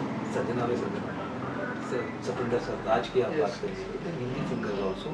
और पंजाब में तो बहुत टैलेंट है, आप जानते हैं कि वो सुरों के अंदर जाके गाते हैं। मिट्टी 5 दरिया से मिली हुई। बिल्कुल, एब्सोल्युटली। तो इसीलिए पंजाबी म्यूजिक, और अब तो डोगरी म्यूजिक को भी एकदम। बहुत ऊपर लेके जाया जा रहा है। हमारे जो तो young- इनफैक्ट मैं अभी डोगरी पे आने वाला था कि मिठड़ी है डोगरे दी बोली ते खंड मिठे लोग डोगरे। Absolutely. तो अब डोगरी में भी एक संदेश हमारे जो श्रोताओं के लिए कि हमारी जो संदेश- माँ बोली है उसको थोड़ा सा आगे बढ़ाने के लिए ने संदेश ये है कि हुण डोगरी च सारे की गल बात करने च कोई शर्म नहीं होनी चाहिए। मैं समझना इस गल की कि सारे जेडे पेरेंट्स ने चाहते हैं कि साड़ा बच्चा बचपन को लागे हिंदी सीखे, लेकिन अपनी मातृभाषा की छड्डने का मतलब, अपने अस्तित्व की छड्डने का मतलब है, अपने जड़े को कटोने का मतलब है। भाषा जिहड़ी है ਉਹਦਾ स्तर जिहड़ा है वो उसलै गै बधग जिसलै तुस भाषा गी अपना के लिटरेचर भी ਉਹਦੇ च लिखो। इस वास्ते डोगरी गाने, डोगरी कारका, डोगरी लैंग्वेज इसी प्रमोट करना चाहिए। और डोगरी का नॉलेज होना या किसी भी लैंग्वेज ते बोलने की क्षमता होना कोई डिसेबिलिटी नहीं है, ये एबिलिटी है। Ability. और एबिलिटी तुसें की एक्वायर करनी चाहिए। यू शुड लर्न 10-15 लैंग्वेज, 10-15 तुसें की भाषा। जैसे कि डोगरी केड़ा जेड़ा सॉन्ग ਤੁਹਾਡਾ ਫੇਵਰਿਟ ਹੈ?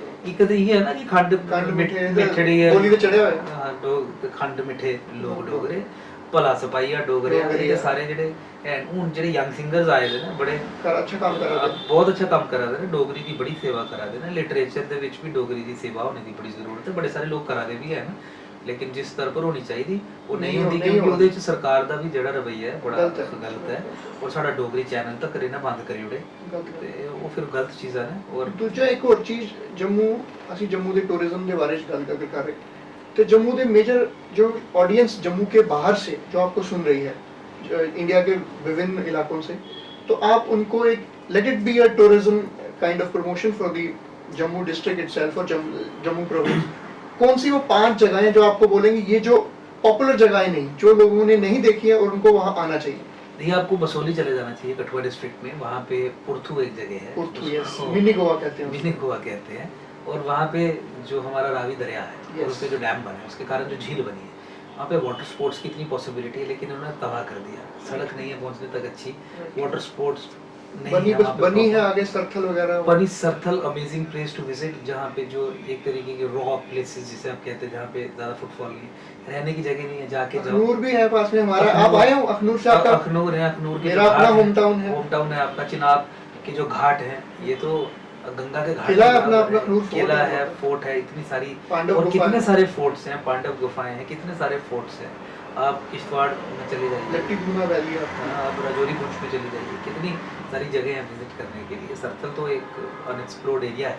मेरे को एक अवसर मिला, मेरे एक मित्र हैं बली के, तो उनके साथ में जब गया था तो मुझे वहाँ जाने का अवसर मिला। एक बहुत ही मंत्रमुग्ध करने वाली जगह है वो जी। तो जैसे अंकुर जी ने कहा, तो आप आइए जम्मू कश्मीर और पर्टिकुलरली जम्मू की उन्होंने एक्सप्लोर चीज़ों जगह को एक्सप्लोर करिए, जम्मू को एक्सप्लोर करिए। पीड़ा के राजमा चावल खाइए आप, और जम्मू की जो लोगों की डोगरों की कहते हैं ना, डोगरों का अलग ही एक मिठास है, ये दिल से बड़े साफ होते हैं। आप आइए उनकी मिठास को महसूस कीजिए, एंजॉय कीजिए। और अंकुर जी बहुत बहुत शुक्रिया आपका हमें ये वक्त देने के लिए, और एक अपने जो आपकी विचारधारा है जम्मू खित्ते को आगे ले जाने के लिए, और जम्मू कश्मीर और भारत को एक स्वर्णिम भारत बनाने में आपका जो एक विजन है, उम्मीद करते हैं आप इसमें कामयाब हो, और आपने ये जो बीड़ा उठाया है परिवर्तन का, आप उसमें जरूर कामयाब हो जाएं। एक कविता के साथ हम एक अंत करेंगे। मैं राह ते नहीं तुरदा, मैं तुरदा हां ते राह बंदे, युगा तू काफिले आंदे, इस गल दा गवाह बंदे। ए तपदी रेत दसदी है कि रस्ता ठीक है मेरा, ए जलदे पैर ठरदे दिल मेरे सच दा गवाह बंदे। जो लो मत्थे च फुटदी है ओ सच्ची ताज हुंदी है, तवी दे तख्त ते बह के सच्चे पातशाह बंदे। And I believe this will inspire the youth. Any concluding message Ankur ji? देखिए, कंक्लूडिंग मैसेज लास्ट में मैं यही कहूँगा कि इस बार परिवर्तन के लिए वोट कीजिए, जनरेशनल चेंज हो लीडरशिप में, उसके लिए वोट कीजिए। एकम सनातन भारत दल बांसुरी हमारा चुनाव चिन्ह है, बांसुरी पे बटन दबा के बदलाव के लिए वोट कीजिए, जम्मू संभाग के सशक्तिकरण के लिए वोट कीजिए, हमारी सिविलाइजेशन, सभ्यता, संस्कृति जो सनातन है उसके लिए वोट कीजिए, चेंज के लिए वोट कीजिए। धन्यवाद। बहुत बहुत धन्यवाद अंकुर जी का। Ladies and gentlemen, this was Mr. Advocate Ankur Sharma, who is the chairman of Ekjut Jammu, and he is leading the campaign. He is leading the charge here of the Young Brigade to create some change, and he wants the youth to join him and create that disruption that the society needs. We will come up with another episode of Podcast with Champions with your host Navjot Singh, with another guest who will inspire the youth with his body of work.